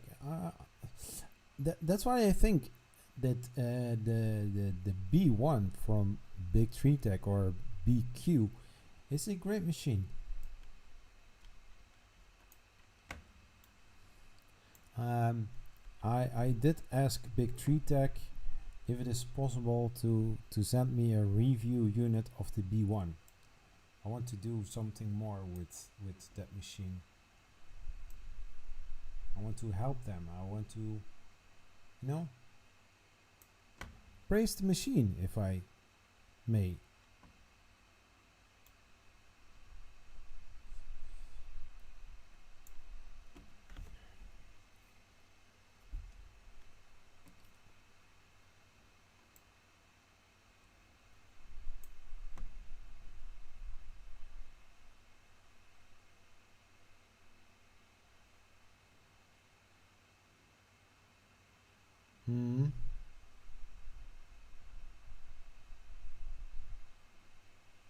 Yeah. Oh, that's great.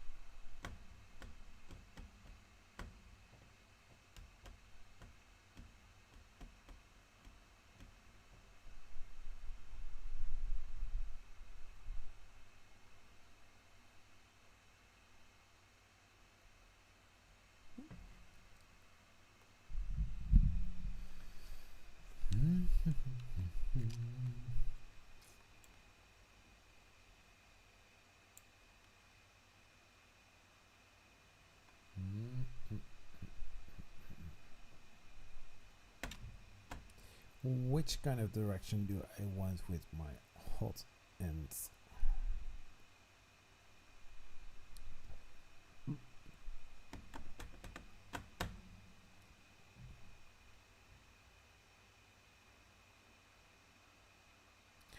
I think I will do that. Yes, that's a great idea. Yeah.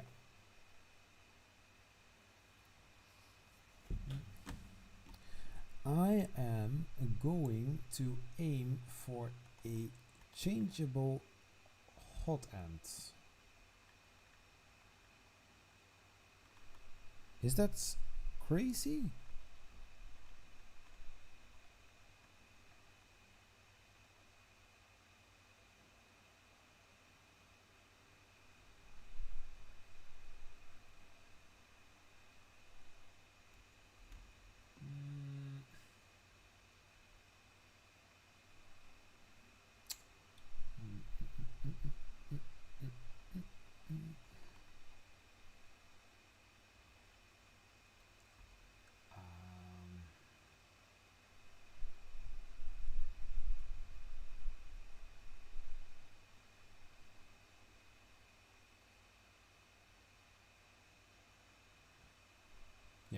That's what I'm going to do.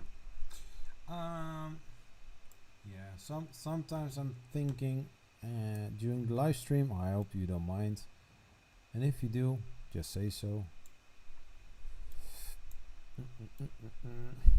I got also here a little square. I don't know what to do with it. I'm going to use it.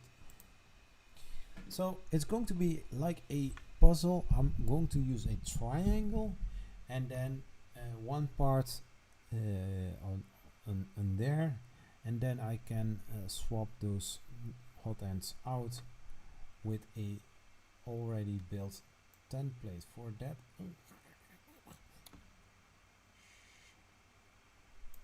Serious.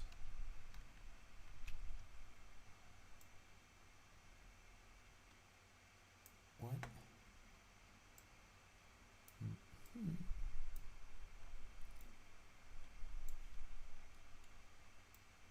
So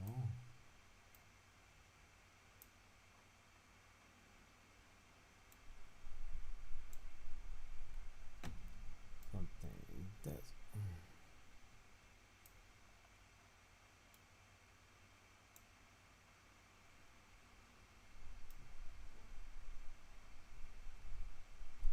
I need a very huge build place. Edit grid 500. Oh.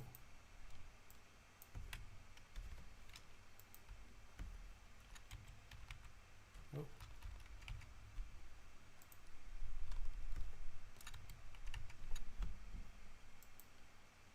So I got something on my build plate.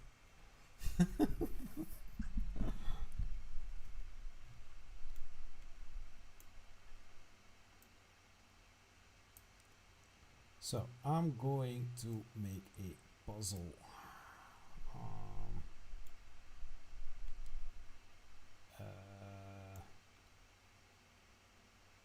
So I am going to stretch this part.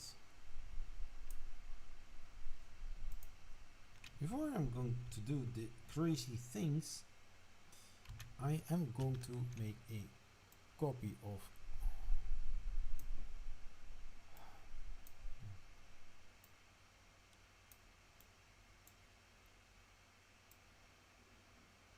it. Oh great. Da, da, da, da, da. So I want to be able to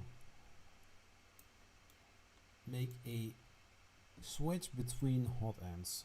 That's what I want. That's what I like.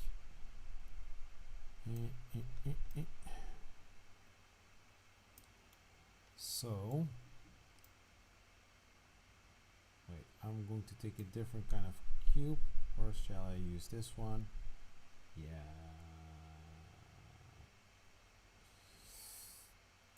So what's a good size? 8?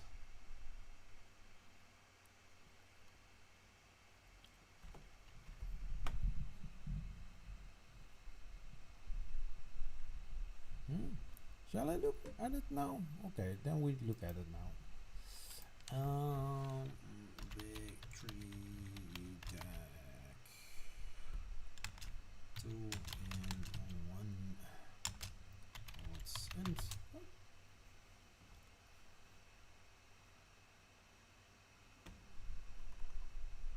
I want to go to the official.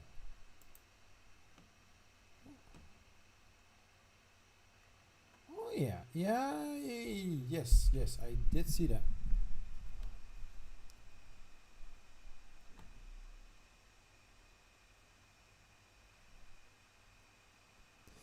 If I look to this design, it reminds me of the CR6 SE hot end, but this one looks better, way better.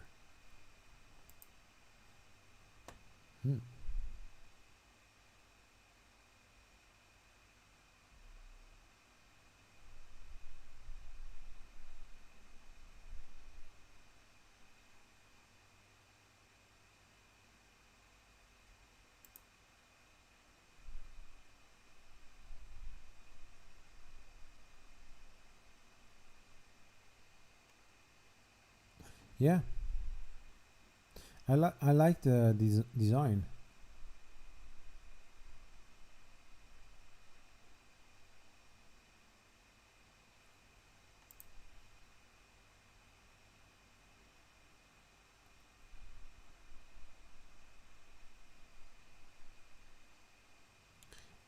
Yeah, I agree, but the black one doesn't look better as well.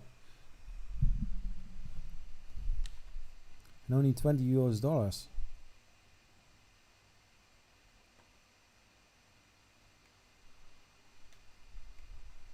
Nice.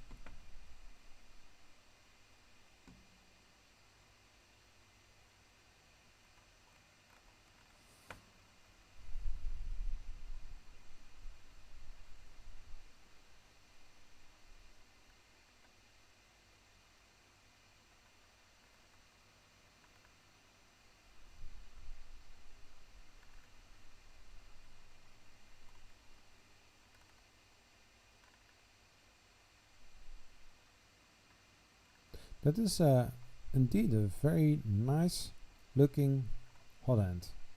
Sexy.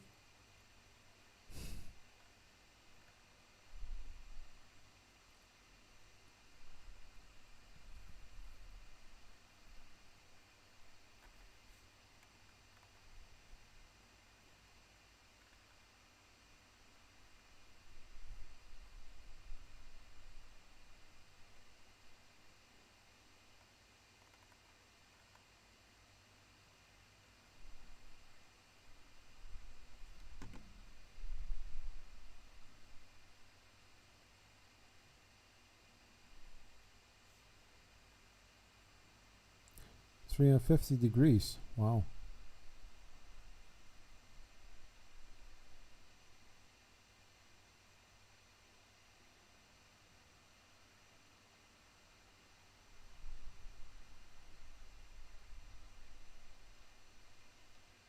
Cool.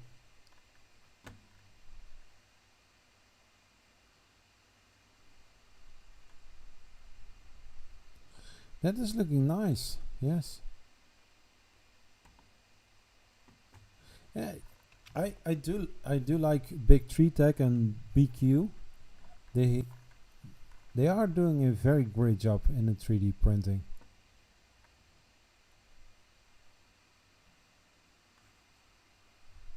Yeah, the bulldog. Yay!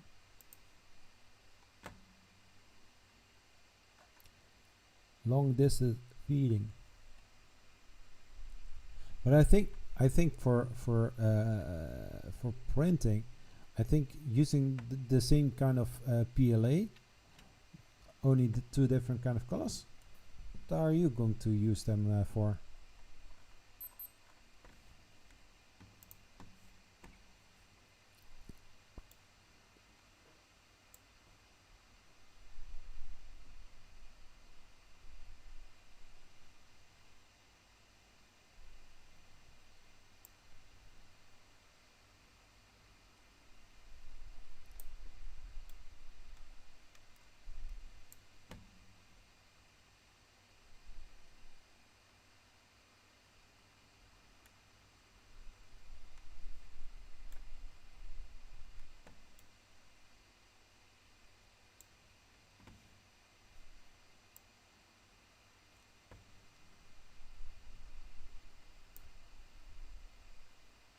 I I, I wouldn't use this one for solutable material, for example. I think you will get very messy there.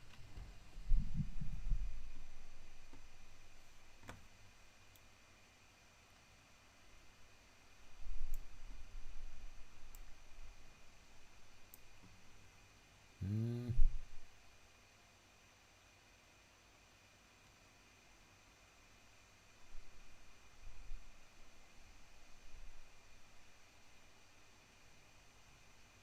Mm. Yeah, I've got a. When you look at my cupboard, I don't know if you can see it, but behind there is one box of filament, fill right filament. That is a TPU. I didn't try it yet. I have it all sealed up.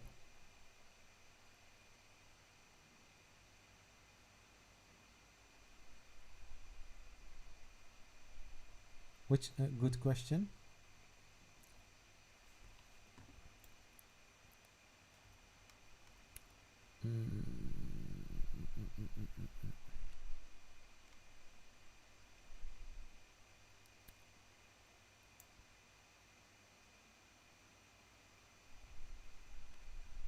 Oh yeah, I would use something like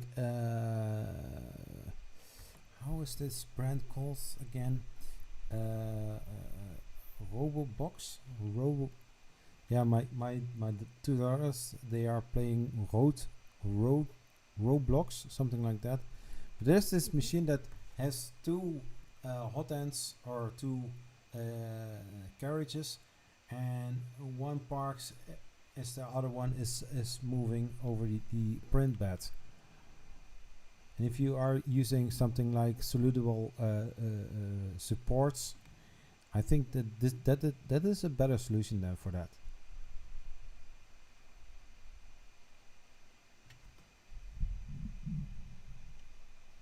Oh, okay. So you're going to sign off?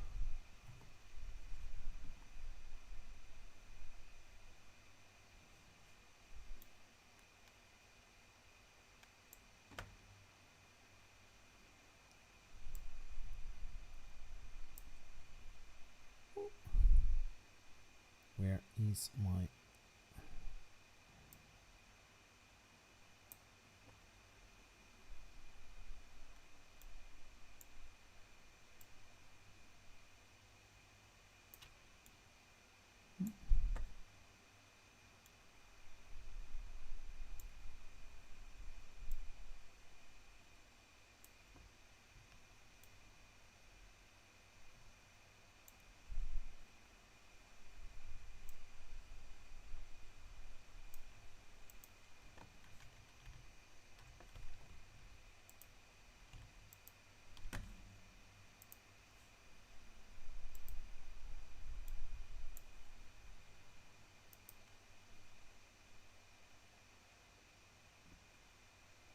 Yeah, nice talking to you too, Adam. It was very nice.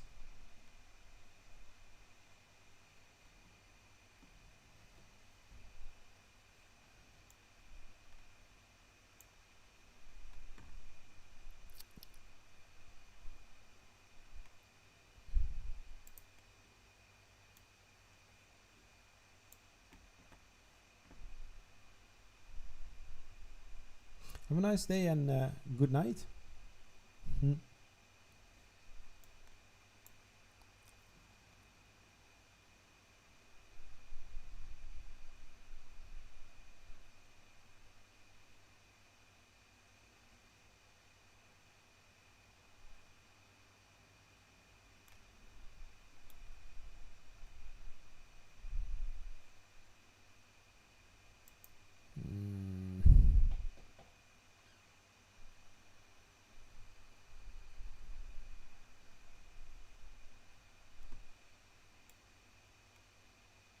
Let's see what we can do here. I want to make a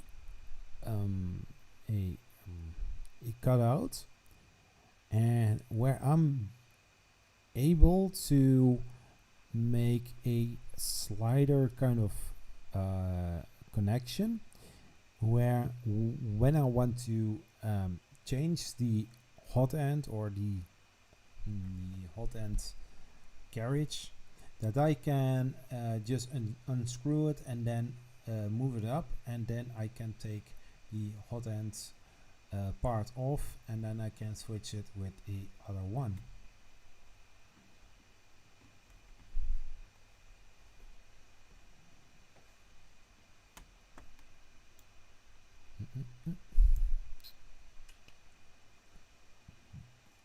A puzzle.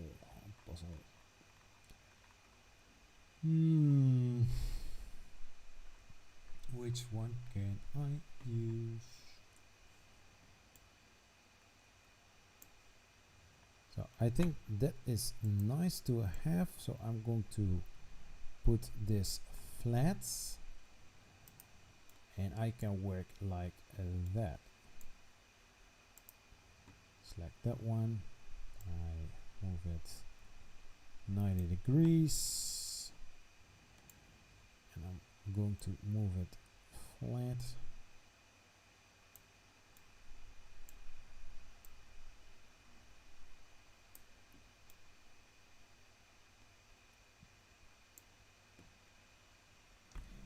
So I'm going to draw that what I want to have, so that I have a visual what I want.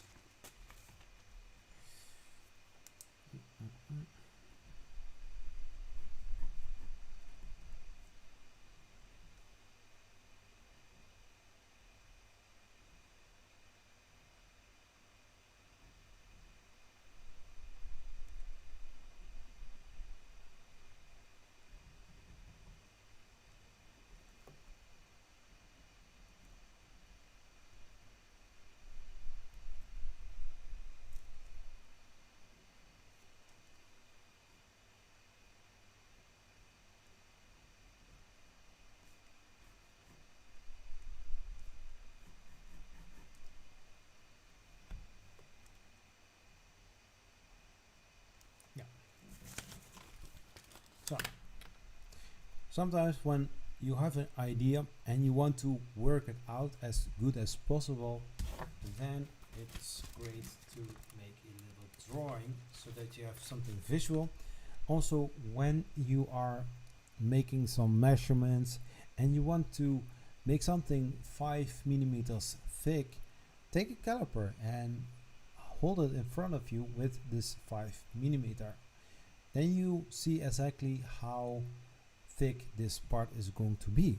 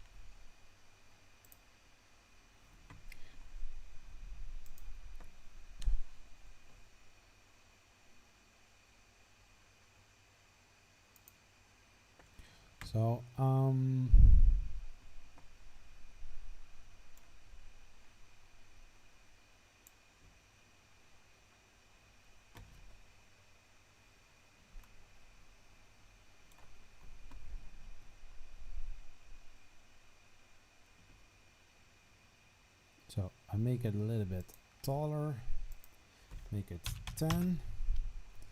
Then I'm going to copy this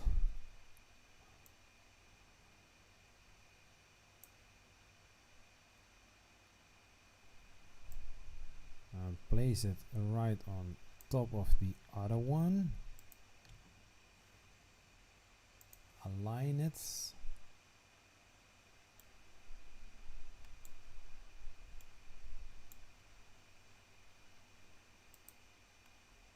something like that.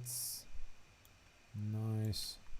Then I'm taking this one, I'm going to flip it over like that, 90 degrees. Yes. Then I need to make sure that this is also 41, and yes, it is.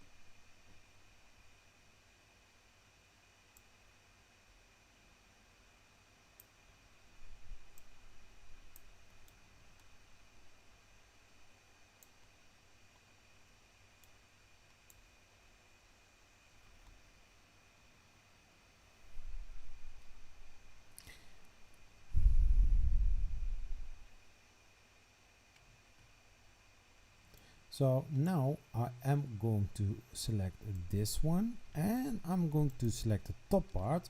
Then I'm going to align them, but I'm going to select this one because I don't want that box moving to here. So I'm selecting this one here and see how this looks like. And then I'm going to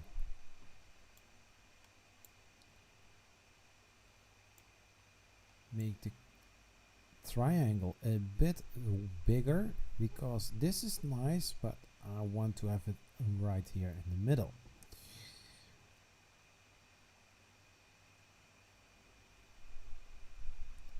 So I select only that one and I'm moving it a little bit higher,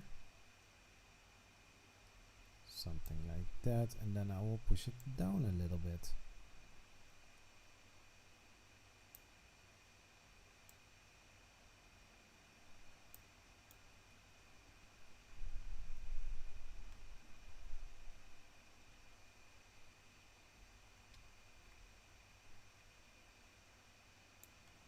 Something like that. What do you think about that? I need to drink something.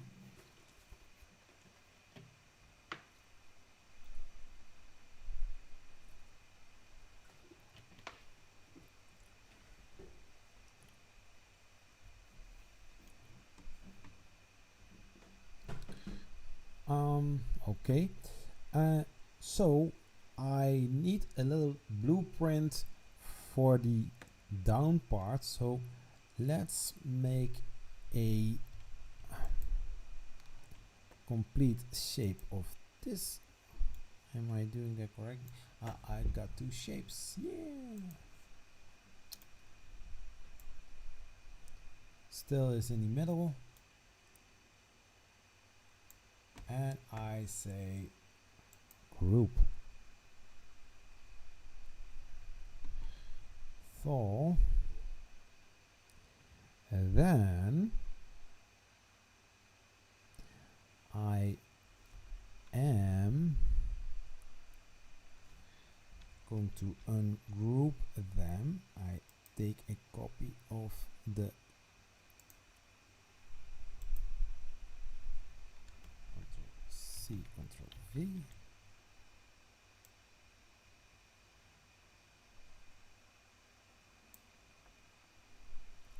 Then I'm going to select those two again, and I say I will group that.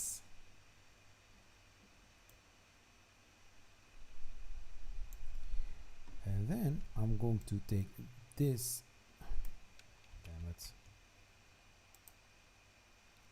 I'm selecting that one. What the hell?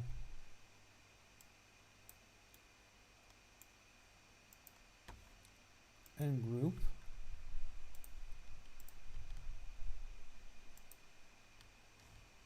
Two shapes. Group. Different color. We will take green.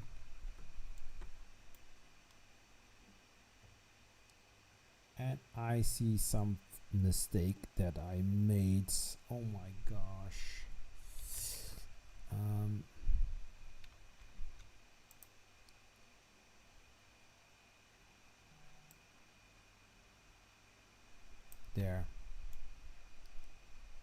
There you have it.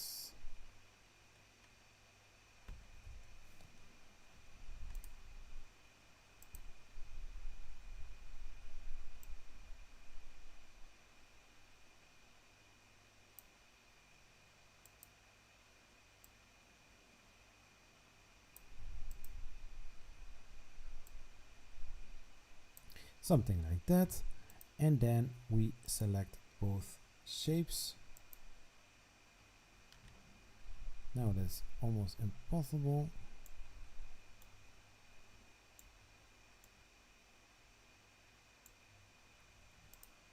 There and there. I select them both, Now I've got that one, and I'm going to pull that one away. Then I'm going to select the other part, no, this part. I make it a little bit wider, something like that. The height is still on the same place. Now I'm going to make a hole of it. I select the red part. I am going to align it right.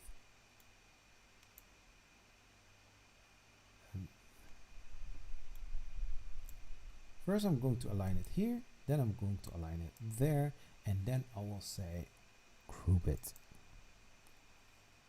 Ta-da! Now I'm going to select both.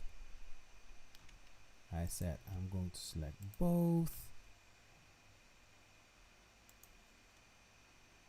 on the red shape. And would you look at that? Not perfect aligned, I know.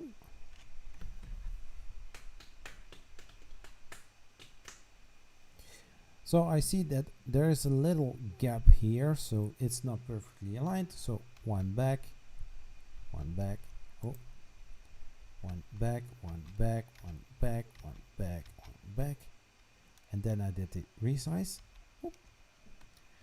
Now I'm going to make a hole of it, then select the red one, and then I'm going to align it on the red there and there, and I say group it. Then I'm going to select the green, I'm going to align it, and let's see what happens. And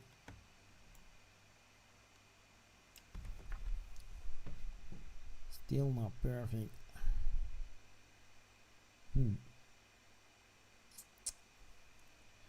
Back.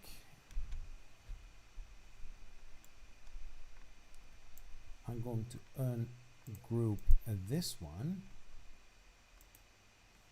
I'm going to select that one and that one, that one and that one. Then I'm going to align it here. Maybe I have an error there.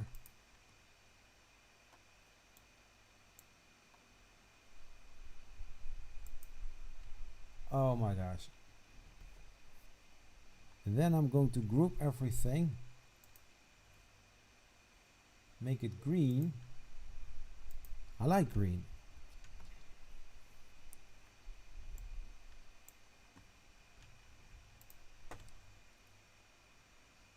If I'm going to align this, would it fit or won't it fit?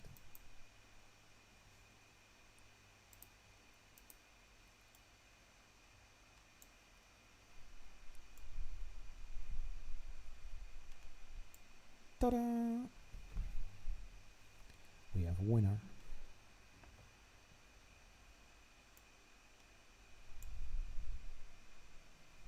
Yeah. So now we also need to make some holes.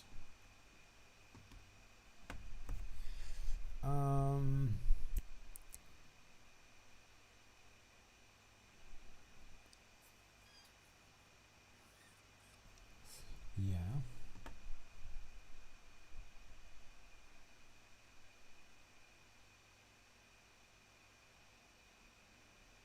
So I'm going, they are both selected.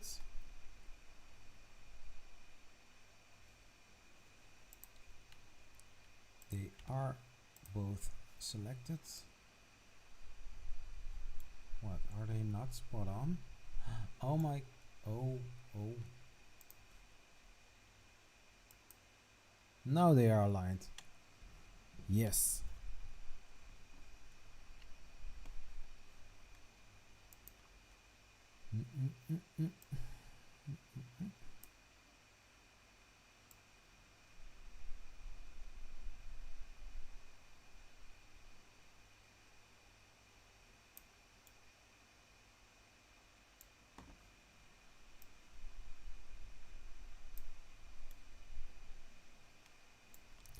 So what we can do, we are able to move this, or sorry, move this.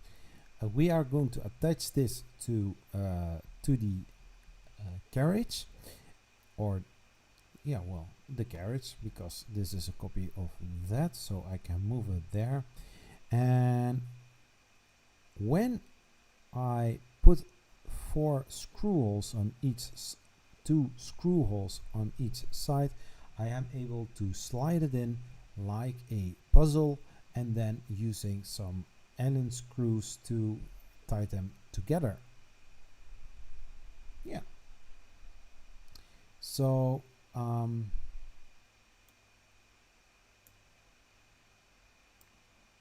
them to there, something like here.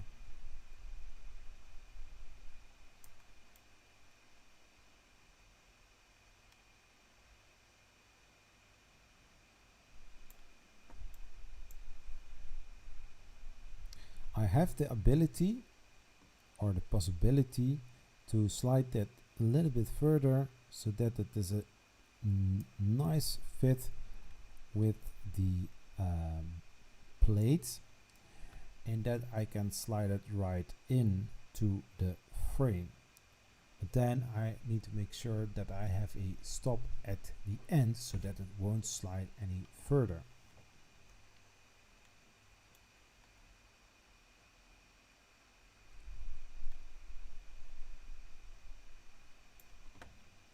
Yeah, something like that.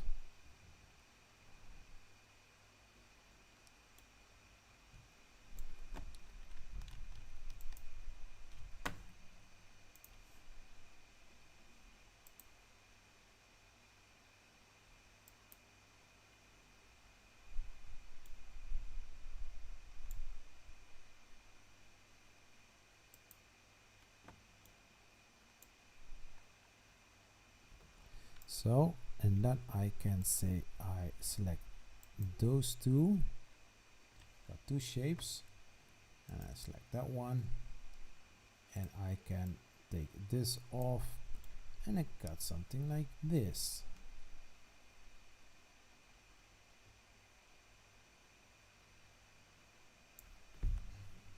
Yeah, I like that. Yes. Now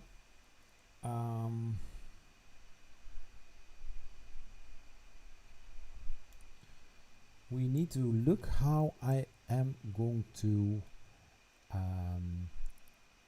attach the hot end to it.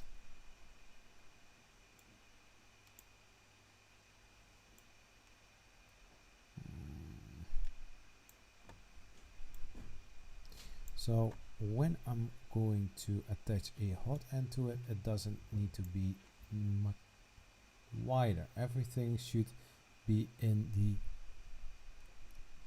same width as the carriage as much as possible.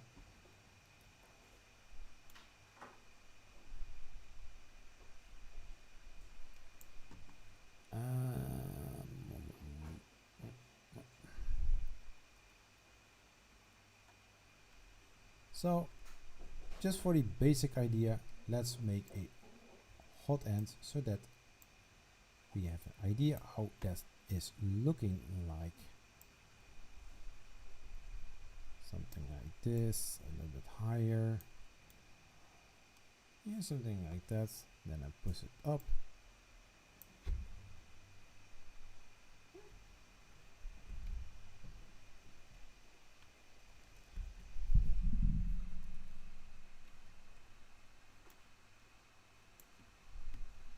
Something like that. A little bit wider. A little bit. Just a little bit. Just a little bit.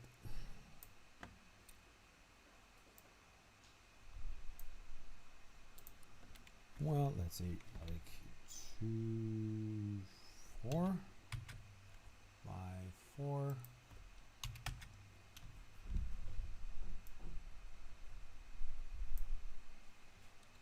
This is just for the idea how the hot end is going to look like.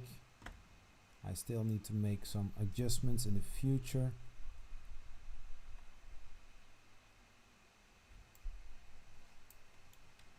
Something like that. Well, let's make it in gray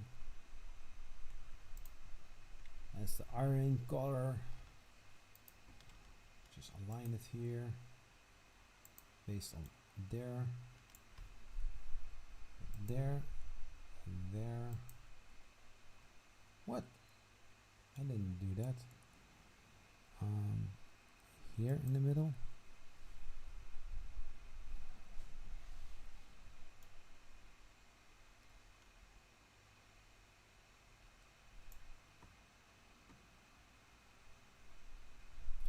Yeah, something like that. And then we take another cube and make there a little heater block of it. Shall we do it in a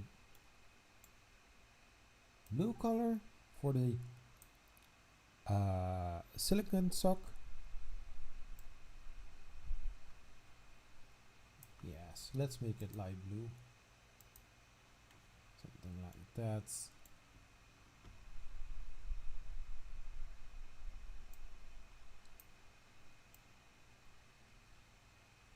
A little bit too high. Nobody told me. No. Still too high.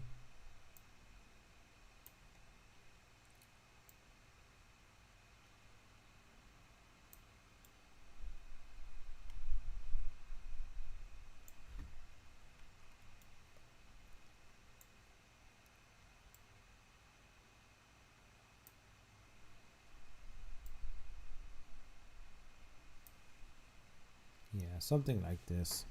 And then we select the red block and we are going to align it based up on the red one. And I want to have it in the middle there and just based upon there.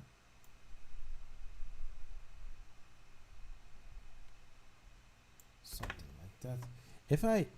If I'm going to align it for if I'm going to say group, it will going to be in one color.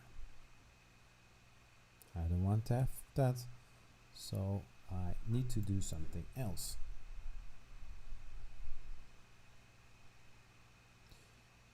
So I need to be original.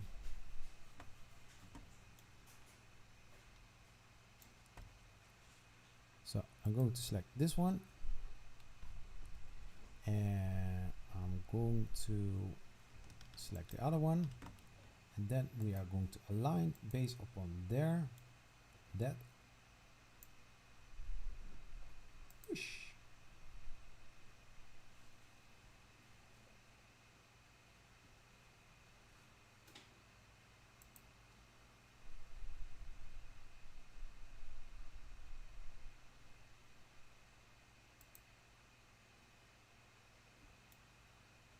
Something like that. Does look crazy, I know.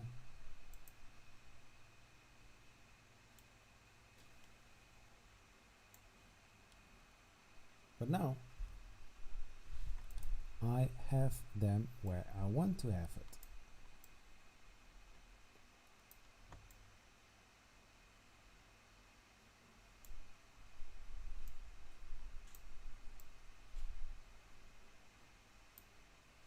Now I can select that one.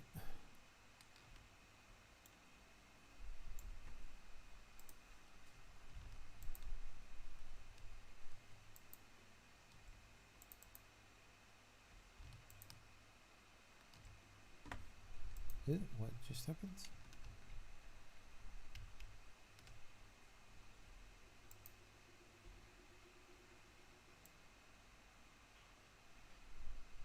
Something like that, a little bit higher.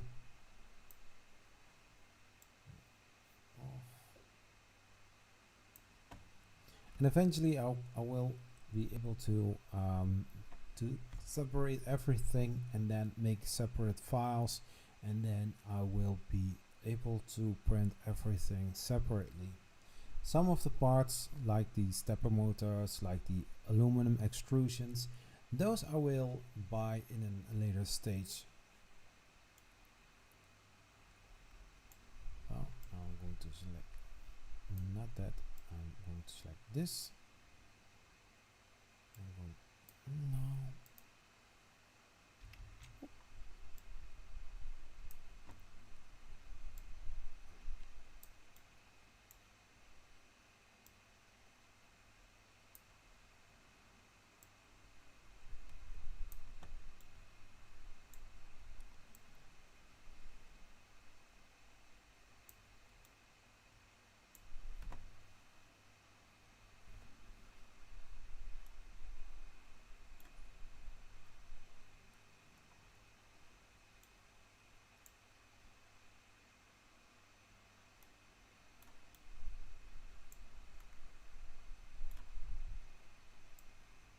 Something like that.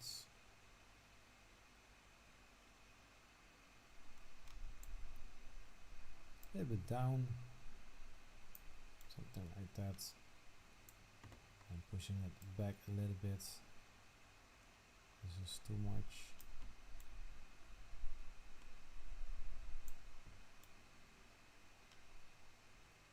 Yeah, something like that. I like that. So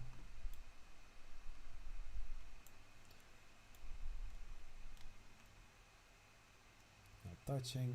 That's perfect.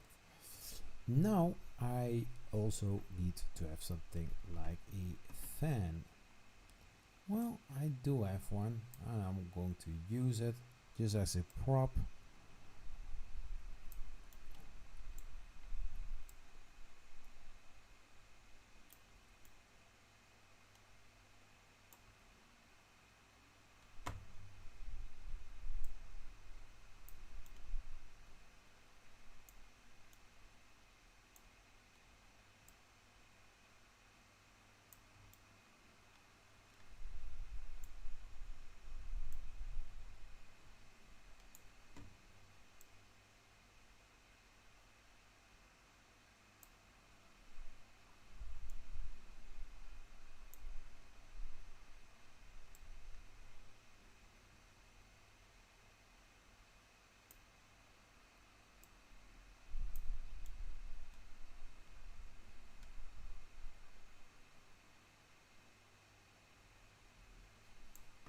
Yeah, something like this.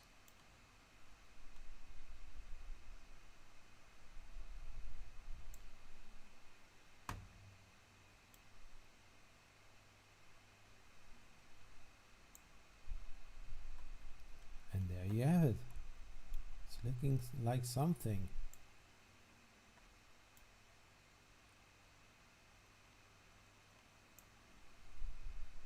Oh.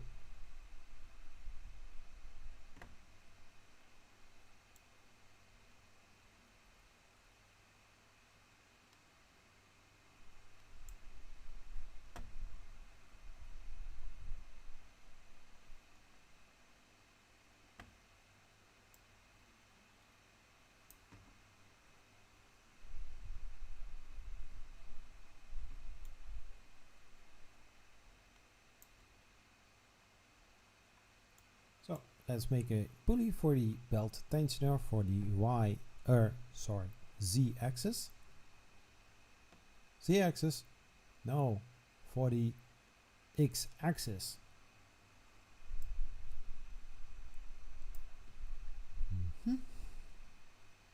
Well, it's a 20, so I don't need to change anything of that. So I'll make 1, 2 copies of it.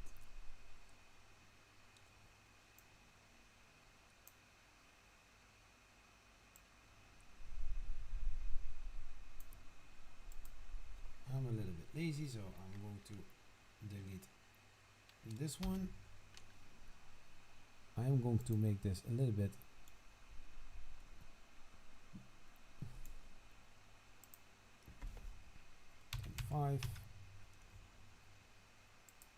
5, something like that. We make a copy of it, and I'm going to select just one of the two, align it based upon that one, and I'm going to say, well, I want to have it here, there, wait,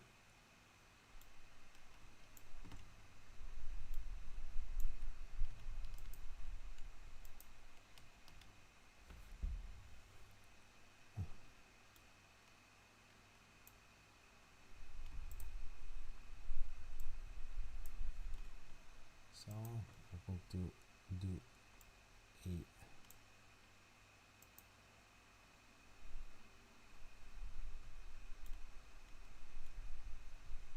something like that. Then I'm going to group them, and I'm going to add the other one to it. I'm also going to use the alignment tool, align it right there and in the middle, and there you have it, a pulley. Let's make it into black and make one group of it. It's going about the idea. Most of the parts I'm going to order so that I can use them in the project, because I am going to make this machine.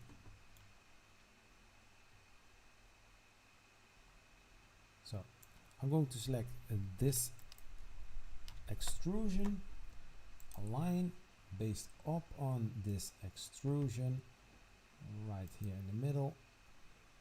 I guess not. Okay. Oh no.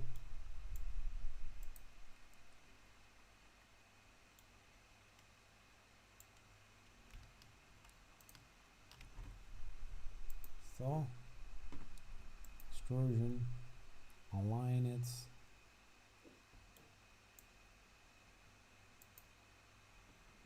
something like that,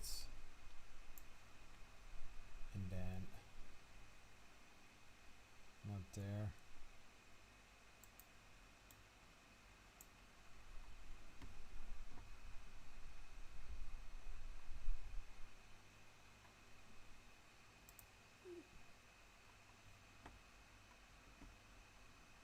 So I want to move this, and what can I do about it?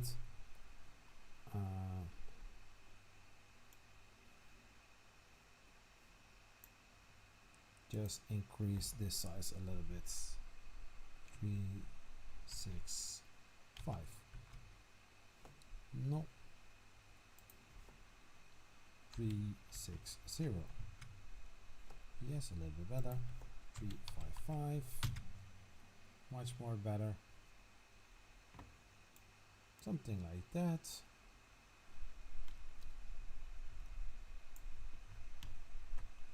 Then we take another box and we are going to make a profile for that, for the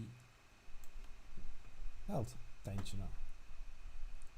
So the width is going to be 5. What? No, wrong one.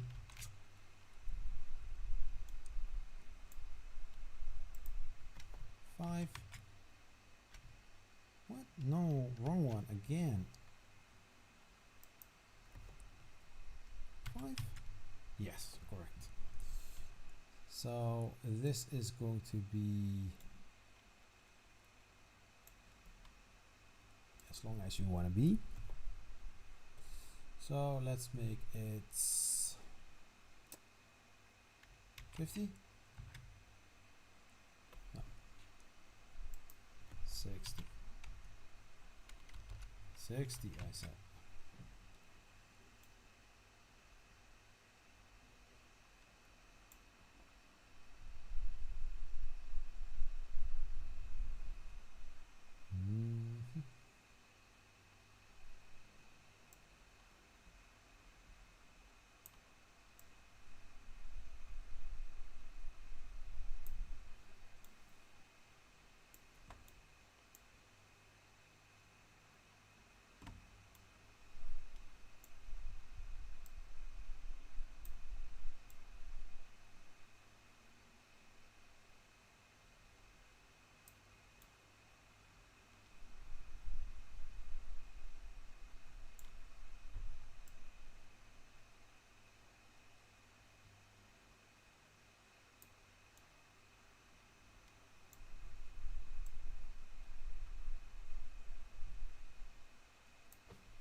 So Control C, Control V.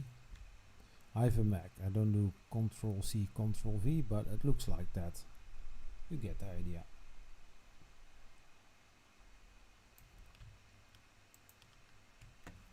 So now we are going to align those two. There.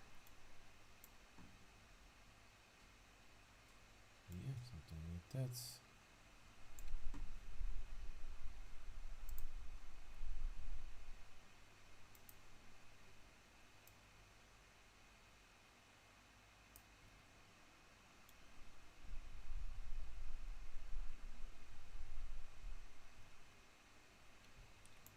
So now I'm going to group them both.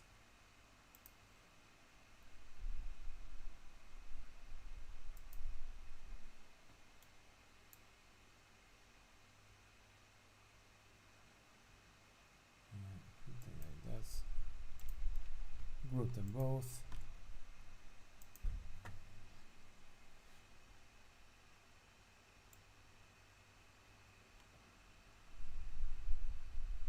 Yeah, I think that this looks great.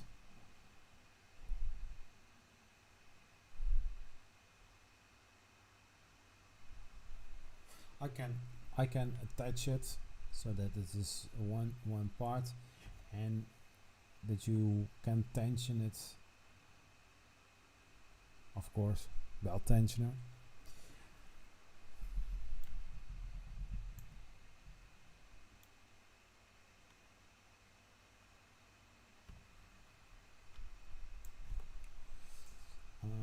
No, I'm going to leave it as it is right here. I am going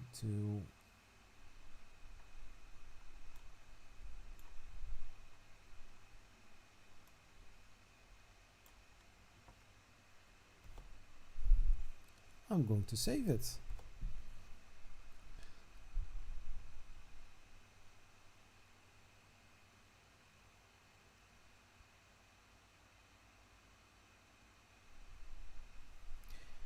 So I